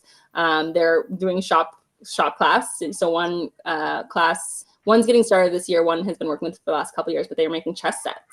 And I think for a lot of these young people who have heard a particular story about themselves, and maybe their creativity has, their powers haven't been used for good, right? And that then becomes like the end of their story because of this cyclical thing that can happen, right? And I think presenting a different narrative, one that's not just like, well, you can go back to school and fit into the box that you probably didn't fit into super well before, or we can take the skills and interests and resourcefulness that you likely already have and do something different with that. And I think we as an organization have been thinking through like, where else can this model be productive and valuable? And this is a really interesting space for me, like incarcerated people. If you want to find the biggest condensed population entrepreneurs, go to a prison. They are all business. They are all opportunists. They, like you said, they just have to connect their dots in a way that wasn't in line with the law, but they are businessmen and women. They are the most resourceful. They will do the most with least. I became way more creative and resourceful working at a prison, learning from inmates, and learn more business and marketing and everything else. Like I said, the highest concentration of entrepreneurs are behind fences. 100%. Hands down. And I think it's something to think about when we think about young people and how often we have those experiences, and it's probably less conscious, but these people that we write off as they're going to be this kind of way. These are the same people we're talking about 10 years later. We're like, they're brilliant. Who could have caught them? Like these are the types of experiences I think that can help them imagine themselves differently and see their skills differently, because oftentimes entrepreneurial skills are not valued or celebrated in a classroom, right? You're a troublemaker, you're disruptive, you're mouthy, you might talk too much, maybe you're too energetic, you don't sit still. There are all sorts of things that if you were prone to entrepreneurial activity, you may not be deemed successful or praiseworthy in a traditional classroom. And so giving these young people opportunities to see themselves differently, to see themselves successful, I think can just be a game changer. This is sorry to interrupt. Go ahead, Matt. You're fine. One of the things too is you want to see these guys or women, whatever prison you're in, get some self-worth really quick. Have them build something, put a price tag on it, and somebody buys it.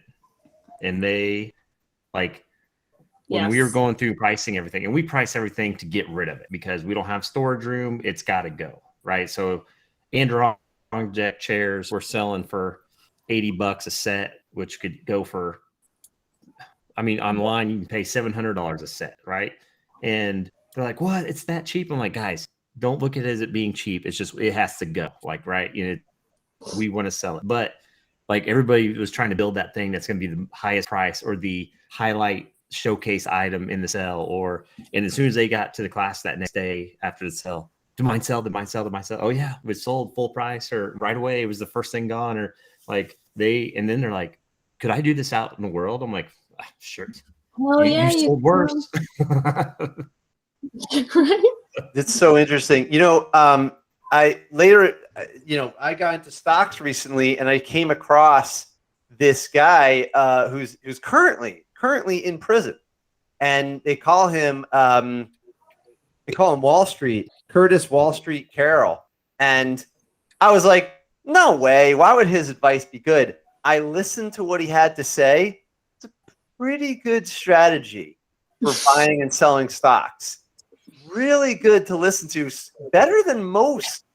Better than like listening to like the popular people on TV. This guy's actually pretty good.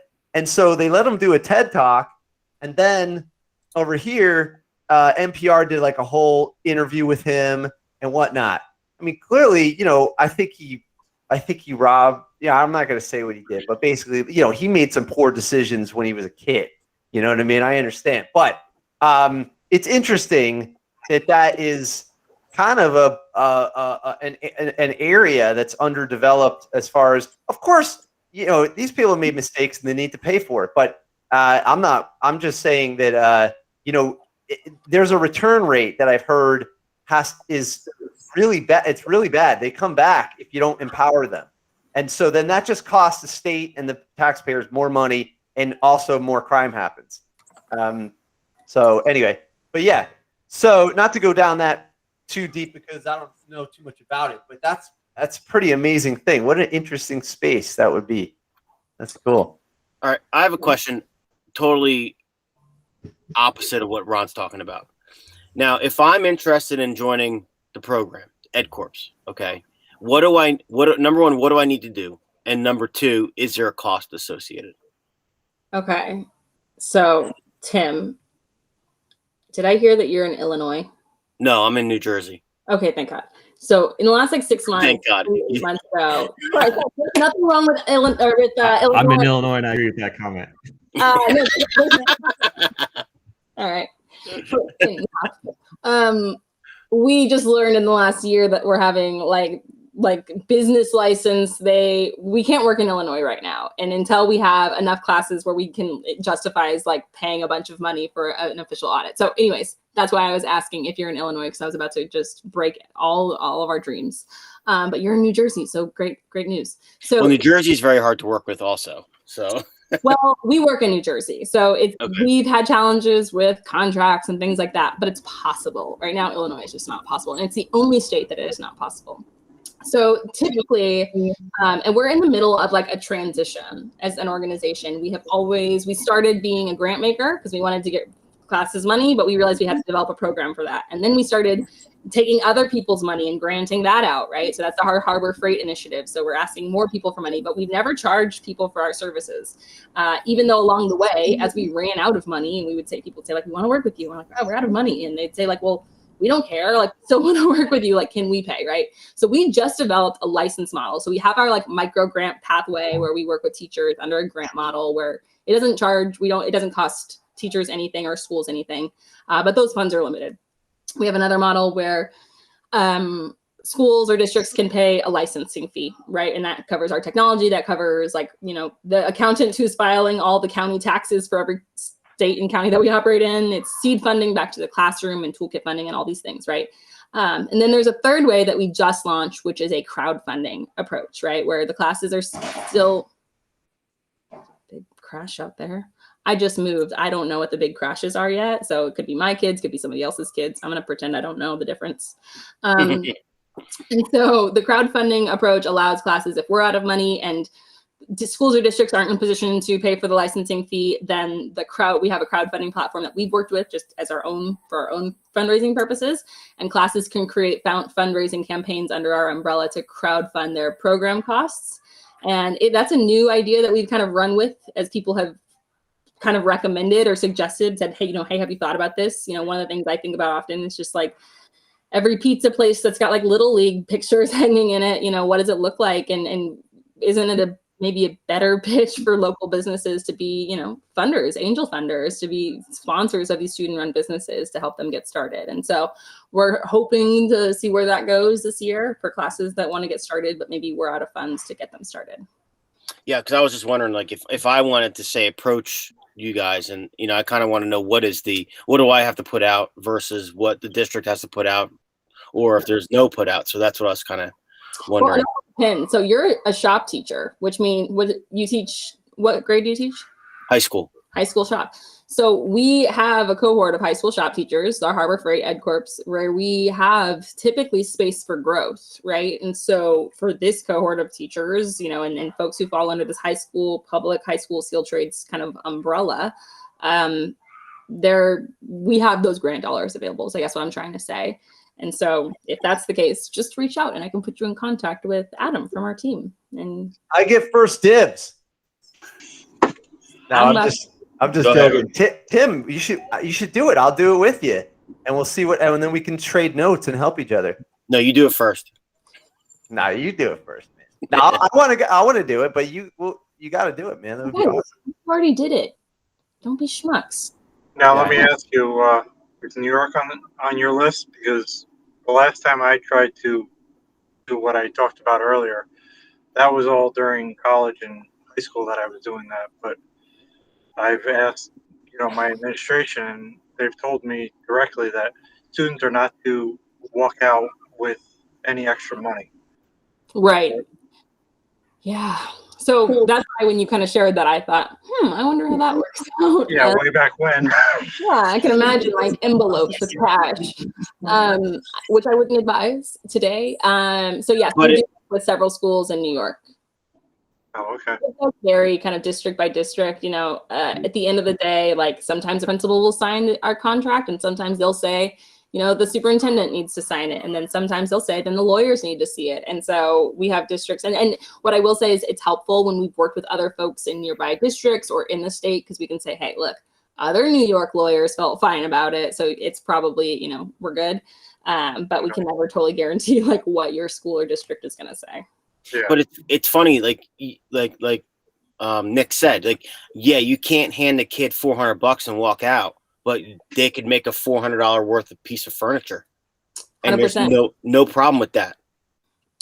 Yes, and I know for sure, without naming any names, that there have been students, and I don't say this like in an accusatory way. Like this is only props from my end, but I know that there have been students who have made things and then gone on and sold those things outside of the classroom, and it's been a huge success story in my eyes. Right? They're like, we took home 3 bookshelves and then sold them and didn't even know that was a thing. Right? Like, and then they get to pocket that money. That's a great success story. I want students to learn and feel empowered, and for teachers to have the resources they need and not lose their jobs. And if that's a strategy, like, more power to you. Yeah, I know the kids are selling the stuff that they make in shop. I mean, hey, it is what it is. If I don't know about it, I don't know about it. That's on them.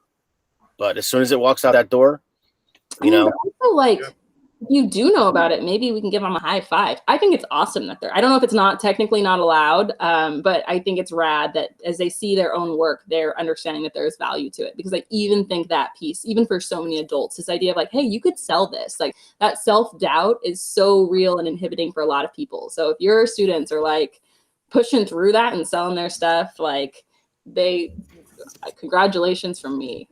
That's awesome. Mm-hmm.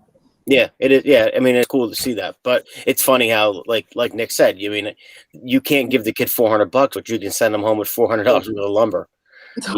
It's just funny. It's just funny how things work.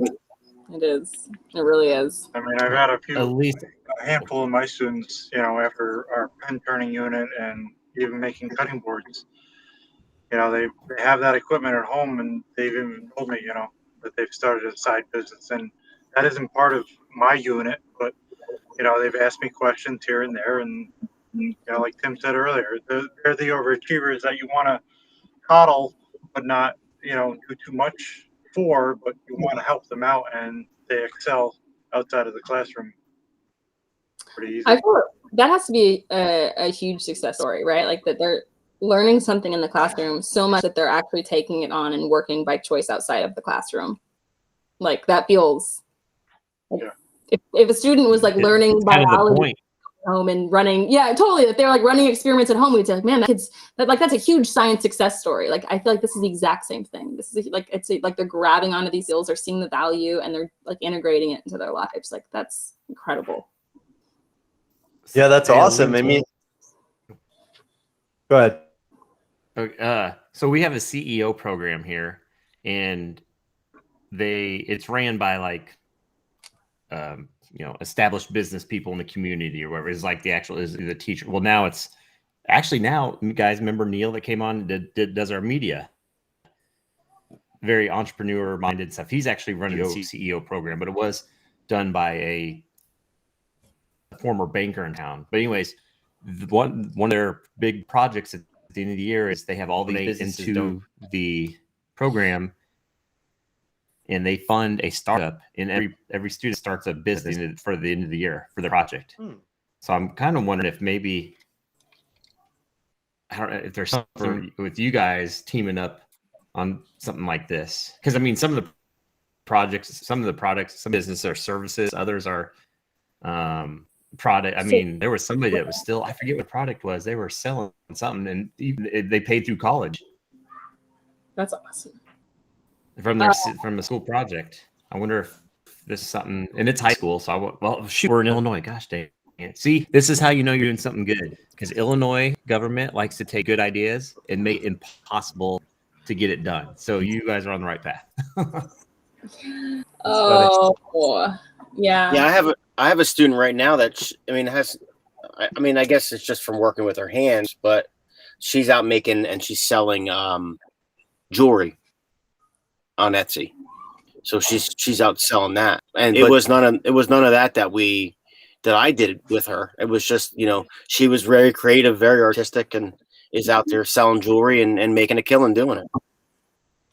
I think one of the most important things that happens is that like light switch of like understanding that I am capable, right? Like whether you're, using power tools and doing woodworking or making jewelry or, running a catering business, there is something about like, I have a thing, I can offer it. And like that actual leap of like, I can actually offer this to the world in exchange for value. And I can deliver on this. I know that like, even if I don't have all the things figured out, I'll figure it out as I go. And I think the only way we can learn that we're capable is by watching ourselves be capable, right? Is by having these experiences like, oh, I just did it. Like it was very recent in my life that I rode on a bicycle with no hands. And I had this moment of like, I was, in my 30s and I was like, I'm not the kind of person who can do this. I'm a clumsy person. Like no hands, guys, And so it was just a moment of like, oh, I'm capable of these types of things. And it just reminded me so often that like, that is that piece of just understanding yourself differently, that when your student is, you didn't teach her about this jewelry crafting, right? But outside of your,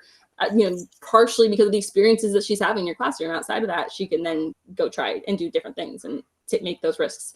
Did we have to though? I want to share this. I think it's very important that we show people this. Look, this is Forbes, and Elise here is in the under 30. But here's the thing. The key part is her professor asked her, this is like why she's doing this, right? Okay, so I don't want to speak for you, but I think that this is really a great a question to ask. The professor asked, what makes you angry? And her answer was lost potential. Like, so Elise is not happy with, kids not meeting their potential, like what they can see. And so there's this great little video they have where they talk about it. Break. It's the time for the bathroom break. I mean, I think you got to check out this video. It's really cool. Okay. I think they've seen enough, Ron. I think that's probably sufficient. I think you all know this better than most educators. This, lost potential is probably one way to like say it, but also just this thing where, like a mistold story, where a student has been told a story about their limitations, or they believe a story about their limitations, or, having such a narrow idea of what success looks like that it's just so inhibiting and so exclusive. And we lead out so many really brilliant and creative and talented human beings. And I think about shop class. I think about, this story of all these troublemakers who thrive in shop class, and whether that's a trope or true, I think I've seen it be true in a lot of ways and spaces. And I think that is just like the beauty that I often hope to help support, but that you all probably see pretty often, right? Like the potential that isn't being really nurtured in other spaces, but is so ready to be cultivated if if we actually like open up our eyeballs and see those young people for who they are. Absolutely. It's so cool. Well, usually right about now, we wrap up the recording, but then we kind of kill the recording, but people can hang out. And usually sometimes the hangout's even better, which might be encouragement for more people to join. So I don't know if there's anything else anybody wants to add. Otherwise, we could wrap up the recording part. I guess just thanks for letting me join today.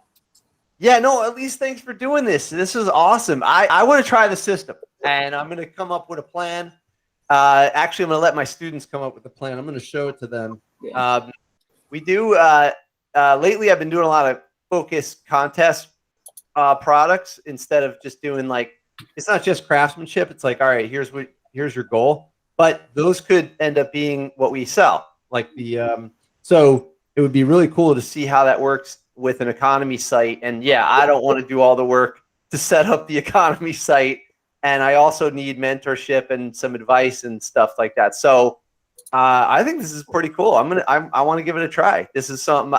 Contests and marketplace are the two areas that I've been focusing on in the last couple of years. And also personally, I have a product that I'm working on, so I can learn with the students and take that experience as well.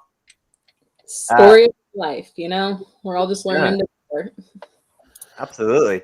Yeah, All right, go ahead. I'd be interested to look at the fundraising aspect, because we do have a lot of competitions. We have some overnight competitions. We have, the bus. We have to, like, lodging costs the kids a lot, and you can only sell so many meat sticks before some other group starts selling them too. But I jumped in late. I did a marketing program with a group of kids too, life skills kids. And we made these mantle clocks. Oh, cool. So with the clocks, we also were able to teach them time skills, shape skills, and counting money. I made the jigs for them all, telling time. But so the measurements were exact. They just put the wood in the vise, and then they put it into a miter box basically, and they're able to cut everything exactly at the same time. But I did their outer edges for them. They sanded it. They assembled them. I had jigs and fixtures for the assembly and everything. But I got a cash register for them. We put it on like an overhead projector cart. They made posters. They advertised them. The teachers bought them. We went up to the teachers' classes. They gave the kids the money. They counted the money. So I thought it was a pretty cool program I did with the life skills kids. I just want to share that. Was that middle school, Duke? Yeah, middle school. Yep. That's cool. So a lot of it's different every year. A lot of times they have to be included in the classes. So it makes it, a lot of the regular ed kids will take them under their wings. But this class, I'll give up my planning period until we get this project done. So we just put them all in one combined class. So you do the clocks every year or no? Every year something different.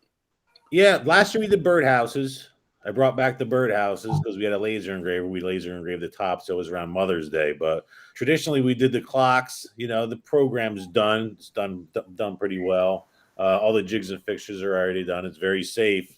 So the thing with the birdhouses, I had to make all new tools. I had to do retooling. So, but a lot of the aides that were with the kids, they're like, "We have 4 clocks. Can we make something else?" But I get all the scrap wood from the high school because the pieces are very small, so I can get some exotic woods instead of just using pine or poplar. We have walnut. Kids will mix them up. Walnut, maple, cherry. So it's a pretty cool project. I can get you some scraps too, Duke, if you need any. And sawdust. I saw you had 30 bags of it. Yeah. Yeah, maybe we should start making wood pellets. That's what I was Amazing. going to say. You can get your kids to help. Yeah. All right. Yeah, Well, I got them to help. So let's wrap up the recording. This was great. Elise, thanks so much, and everybody here. Tim, Matt, Nick, Duke, Damien. This was awesome. Thanks for being here. Shop Class Podcast.